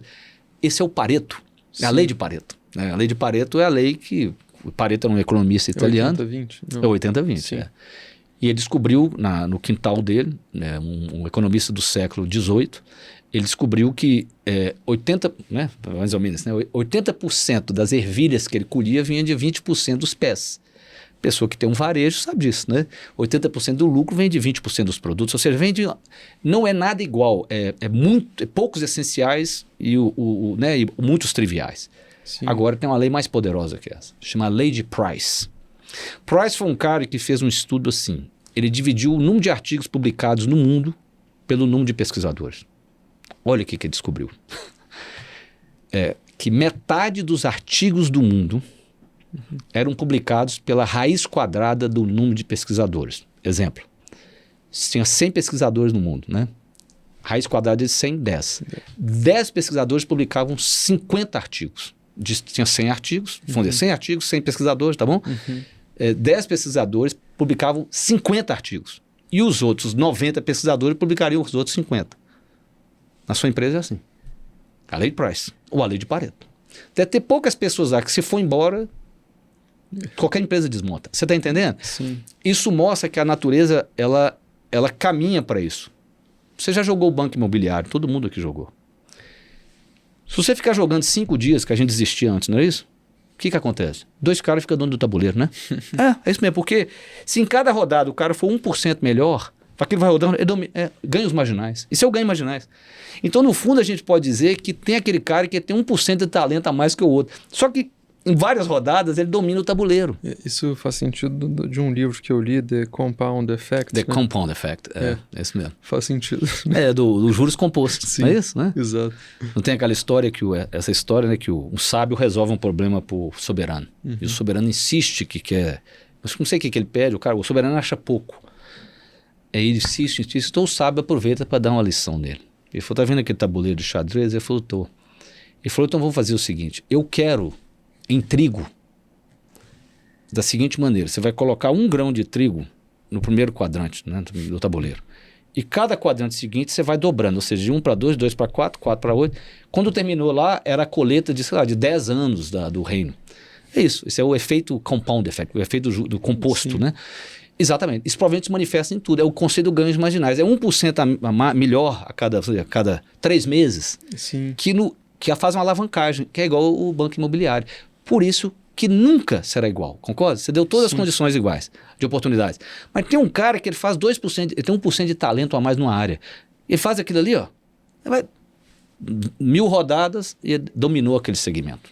Agora, voltando para medir o sono, por exemplo, eu sei que eu uso um aplicativo que meu pai me ensinou, que é o Sleep Cycle. Sim.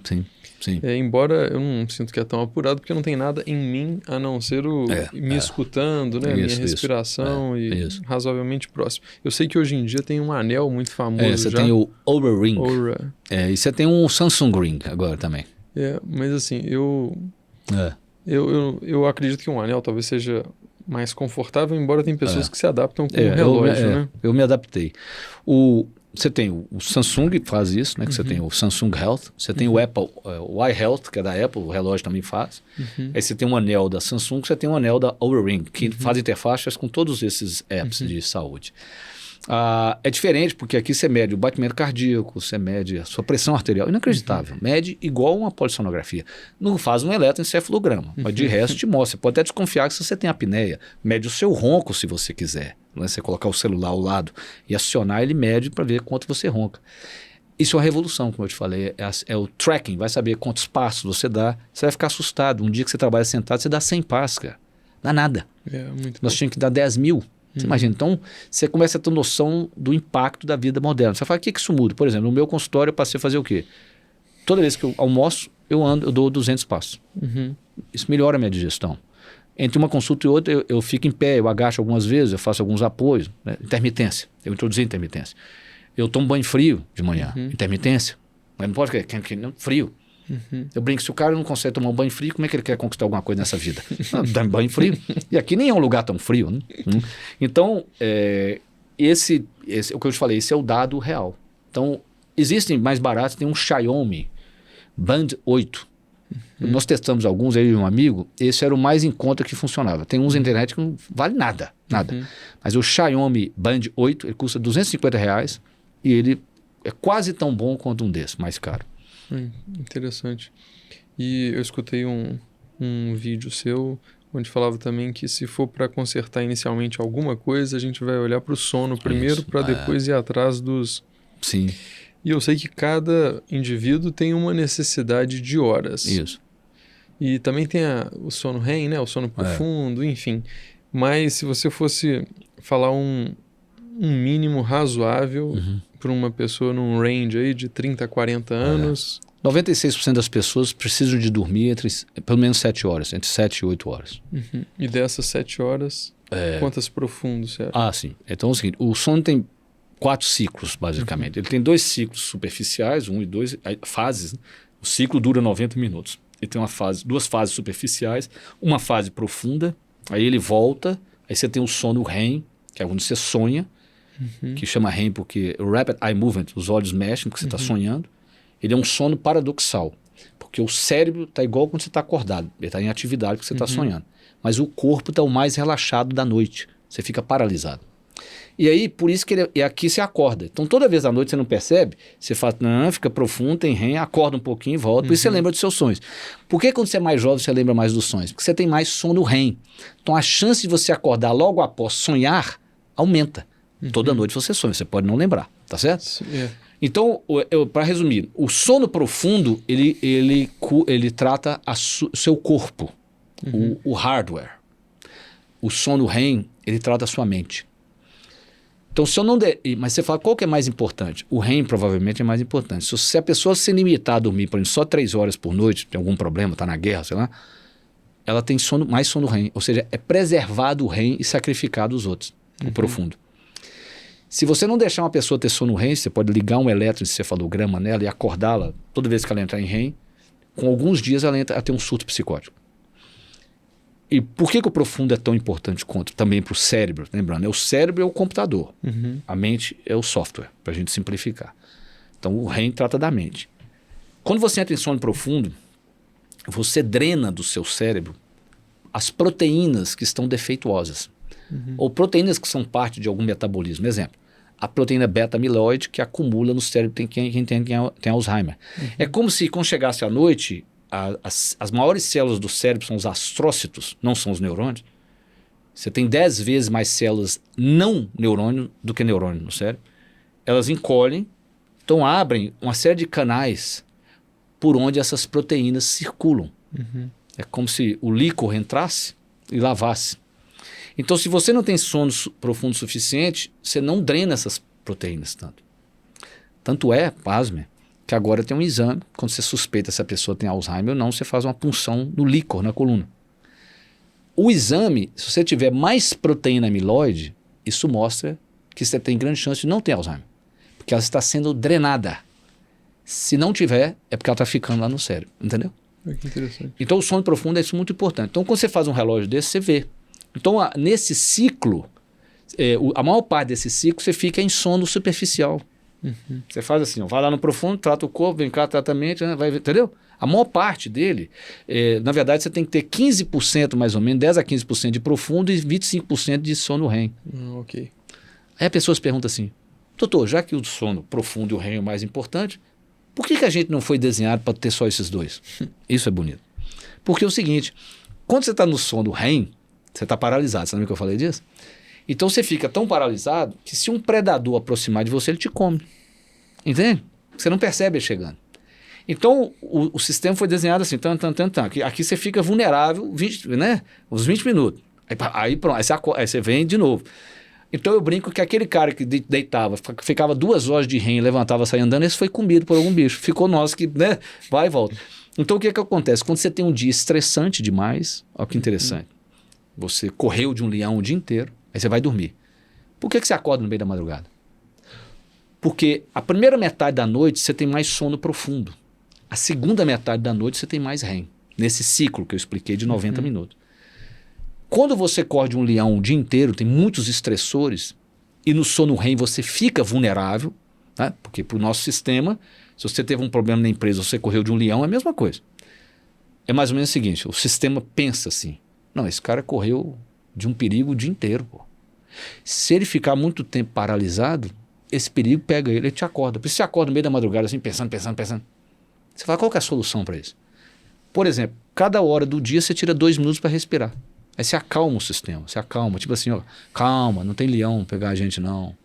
Aí quando chega a noite, você consegue dormir a noite toda, entendeu? Porque o sistema não está tão alerta quanto poderia. E agora, explicando, por que você tem que ter um bom colchão? Eu sempre digo que baseado no ganho da pessoa, o dinheiro que ela gasta num carro, proporcionalmente, é muito maior do que o colchão que ela compra. E ela vai passar 1/3 da vida no colchão dela.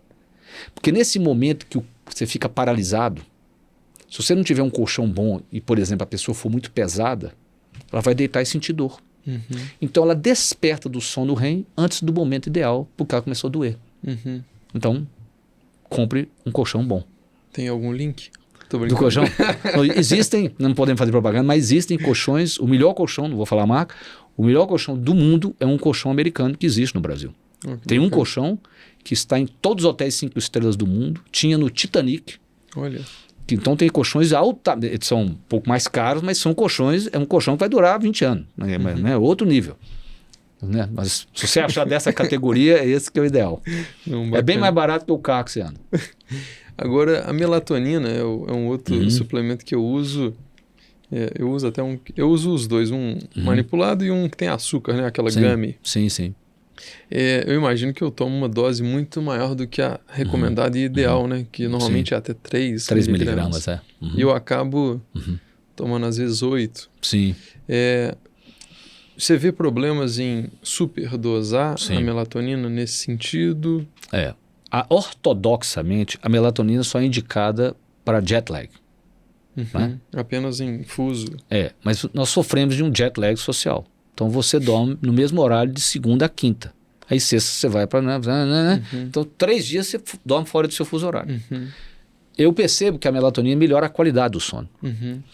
No nosso organismo, a maior parte da melatonina é secretada nas primeiras 2, 3 horas de sono ali. E você tem hoje melatoninas de liberações diferentes. Você tem melatoninas de absorção, time release. Você tem umas que é absorvido mais rápido, você tem outra que é a time release. E você tem time release hoje que vai de 4 até 6 horas. Você tem melatonina que são de liberação programada. Eu vi uma da Essential outro dia, assim, que uma professora me indicou. Tem uma que ela chama, Sleep Timer, que ela chama. É uma nova melatonina que tem, recente, que é mais longa ainda do que a time release. Isso é uma questão de adaptação. Vou dar um exemplo no meu caso. Eu não conseguia tomar nem 200 microgramas. Eu amanheci com dor de cabeça. Que isso? Com a idade, hoje eu tomo, né? Aqui. Se eu tomar, olha que impressionante isso, 1 grama, os 1000 miligramas, 1000 microgramas, né? 1 grama, 1 miligrama, né? Eu pioro meu sono. A dose ideal minha é 600 microgramas. Então, ou 3 comprimidinhos de 200, que tem na farmácia, ou 3 gotas, você tem marcas hoje lipossomadas, eu tomo uma lipossomada, que esse pinga debaixo da língua, ela é absorvida mais rápido. Então, se eu tomar a time release, eu acordo com dor de cabeça. Então, isso é muito individual. Você fala dose mais alta. A melatonina é um antioxidante extremamente poderoso. Isso é muito pessoal, né? Mas provavelmente acima de 3 miligramas, eu me questiono se ela realmente está te fazendo alguma diferença. Você entende? O que ela tem que fazer, ela faz até 3. É tipo vitaminas em excesso. Em excesso. E ela tem uma propriedade, nós não podemos deixar de lembrar disso. A melatonina é um hormônio da escuridão. Mesmo roedores que são noturnos, tipo gambás, eles secretam melatonina à noite. E eu vou fazer uma extrapolação aqui. Quando o animal hiberna igual um urso, ele produz muita melatonina para ele ficar dormindo lá dentro da caverna. Então tem uma discussão no mundo, se você tomar doses muito altas, por exemplo, de melatonina, se você não iria interferir no seu ciclo reprodutivo. Estou falando no caso de mulheres, por exemplo, que querem engravidar. Né? Porque a melatonina é um hormônio. E o crime, de muitas vezes eu vejo gente dando isso para criança. Você não pode dar isso para criança. O sistema endócrino da criança tem desenvolvimento, você não pode interferir com o hormônio. Nós somos mais velhos, menos problema. Agora uma criança não. Você muda o trajeto da vida dela dando um hormônio para ela. No podcast que eu escutei seu, achei com a Janaína, né? Foi, com a Janaína. Eu acho que você ou ela falaram sobre a melatonina sendo positiva para uma mulher grávida para evitar alguma doença. Não, geralmente ela deve ter falado, eu não lembro o assunto, né? O que eu sei que tem pessoas que dão dose mais baixa para ajudar na gravidez, para melhorar o ritmo circadiano, porque isso é um problema da vida moderna.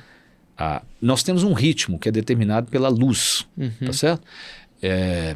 A luz aciona o motor. O motor é a temperatura, é para produzir calor. E a luz é o motor de arranque. Então, esse ritmo, a melatonina faz o quê? Quando você toma ela, junto com o lugar escuro, entende-se que é noite. Tá vendo? Então, por exemplo, se você quer o jet lag, você vai tomar lá, mesmo que o seu sistema interno acha que é dia, então você toma lá e vai deitar para dormir, ele reseta. Não tão rapidamente como a gente gostaria. Então ela tem esse poder mesmo de ajudar a ajustar o ritmo circadiano. E como eu te falei, como antioxidante. Eu sei que tem pessoas, isso não é ortodoxo, que às vezes usam altas doses em algumas doenças, tá bom? Isso mas são coisas que a gente chama de off-label, né? Off-label. Com Então, estudos primários ainda, né? ou seja, você usa uma indicação que não é exatamente o que foi provado até o momento, né? Entendi.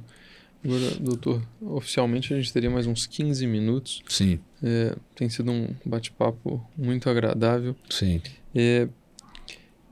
Você tem algum caso emblemático que te surpreendeu ou que te fez questionar alguma coisa? Conta pra gente algum caso curioso. Sim, eu tenho costumo dizer porque como médico você se depara com coisas que você não tem explicação.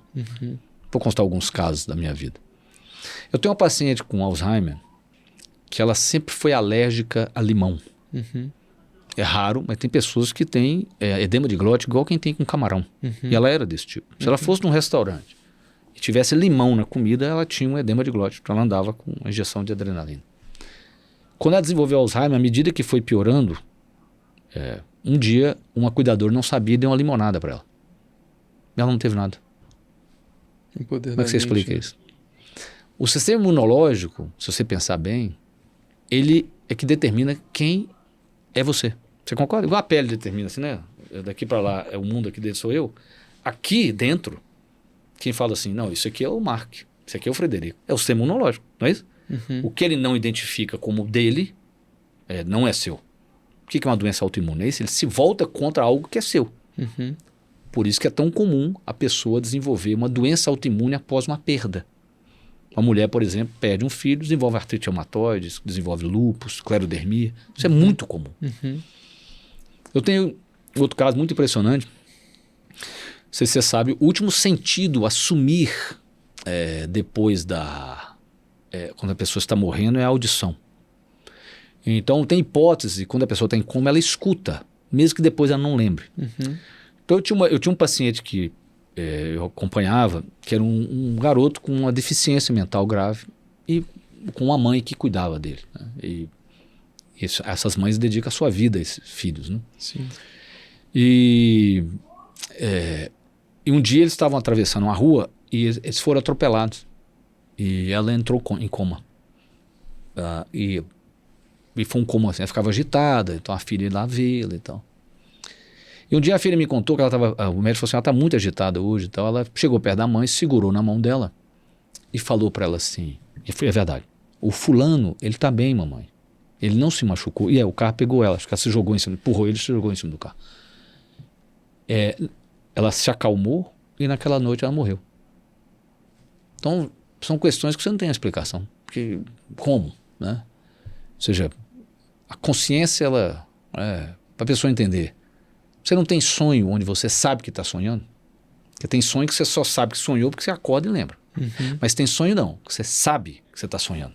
Ou seja, a sua consciência ela está acordada. Sonhos vívidos. Lúcidos. Mas sonho lúcido. Então pessoas que meditam muito têm mais desse tipo de sonho. Sim. É como se essa consciência, esse eu, porque quando você fala assim, isso sou eu, é você.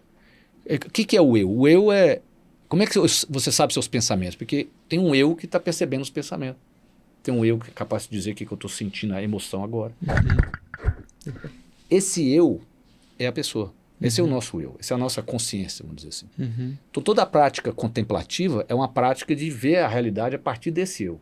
Então o indivíduo entende que ele não é as sensações físicas, ele não é o corpo, ele não é as emoções, ele não é o pensamento. Ele é uma outra coisa.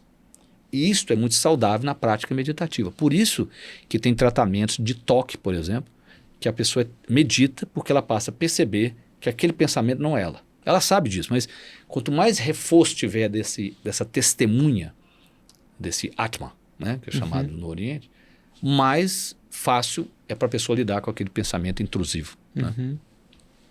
Então são coisas inexplicáveis. Certa vez eu atendi um caso muito curioso, que era uma senhora que ela tinha um hemangioma, aquelas manchas vasculares, sabe? Que na criança nasce com uma pele vermelha, né? E ela tinha um hemangioma muito grande. E um dia ela acordou, com mais de 40 anos, e ela não sabia quem ela era. Ela não reconhecia o marido, as filhas, ninguém. Foi feito todos os exames que você imaginar, não viu nenhuma lesão. A suspeita é que microtrombos se soltaram daquele hemangioma e criaram um AVC, né? Eu fiquei muito curioso, né? E você há de convir que uma pessoa, uma criança com aquela marca, ela certamente sofreu bullying, foi uma vida mais difícil. Mas ela tinha uma característica, quando ela sentava na sua frente, você já deve ter visto, isso não é tão comum. Quando a pessoa tem algo assim, fora da média, seja uma deficiência, seja a pessoa pode ser cega ou ela é cadeirante, mas tem pessoas que têm uma certa força, que ela está na sua frente, é como se aquilo fosse um detalhe. Não é verdade? A pessoa tem uma força para lidar com a vida que, de alguma maneira, aquela característica, ao invés de torná-la mais frágil, tornou ela mais forte. Não, né? Isso é mais raro. E ela tinha isso. E eu fiquei muito curioso com a história dela. Então eu perguntei para ela, isso mudou a sua personalidade? Ela falou para mim assim, dizem que eu era muito tímida. E ela não era mais. E hoje eu não sou. E não era mesmo, não. Por que isso é fascinante? Porque se você considerar que a sua personalidade é formada e solidificada até uma certa idade, como que isso mudou? Isso é impressionante, né? É impressionante. Então isso mostra que a mudança é possível de alguma maneira. Sim. Porque sempre meu pai dizia, isso é exceção. Eu falei, não, a exceção cria uma nova regra. Não é isso? A exceção é o ruído, vamos dizer assim, que ocorre num paradigma. Né? É quando um paradigma é desafiado. Por exemplo, o nosso paradigma da mente humana é que a mente humana, como eu falei, esse é o paradigma, não é isso? Ela é um computador, o cérebro, com um software, que é a mente. Esse é o paradigma. Você fala assim, doutor Federico, explica tudo? Não. Um paradigma tem anomalias. Exemplo, o paradigma de que a Terra era plana, né? Ele foi desafiado o dia que alguém deu volta ao mundo, não é isso? Então isso gerou uma anomalia e aquele paradigma não encaixou mais. Vou te fazer um desafio. Experiência de morte, né? Aquela experiência que a pessoa volta. Near Death Experience. Experiência de morte. Tem relatos evidenciados de pessoas que vão fazer uma cirurgia de longa duração, uma cirurgia cardíaca, por exemplo, tira o coração, vai fazer ponte safena, e ela volta e ela descreve tudo que aconteceu dentro do bloco. Essa metáfora que você falou, se o hardware desligou, por que o software ficou ligado? A não ser que o paradigma é que o nosso hardware ele é só um rádio, que ele capta uma frequência da realidade, entende? Que a consciência, ele só capta uma parte da consciência nossa. A consciência seria muito mais ampla. Você quer ver outra coisa impressionante? Tem relatos desses da pessoa ser cega. Presta atenção. O cara nunca viu uma cor na vida. E quando ele volta, ele fala assim, é curioso, o tom, sei lá, como é que ele explica? O sapato era diferente, sabe? Ele tenta explicar o que era uma cor, porque ele não tem noção de cor. Ou seja, aquela consciência via cor, não era cega. Ou seja, são o quê? Anomalias.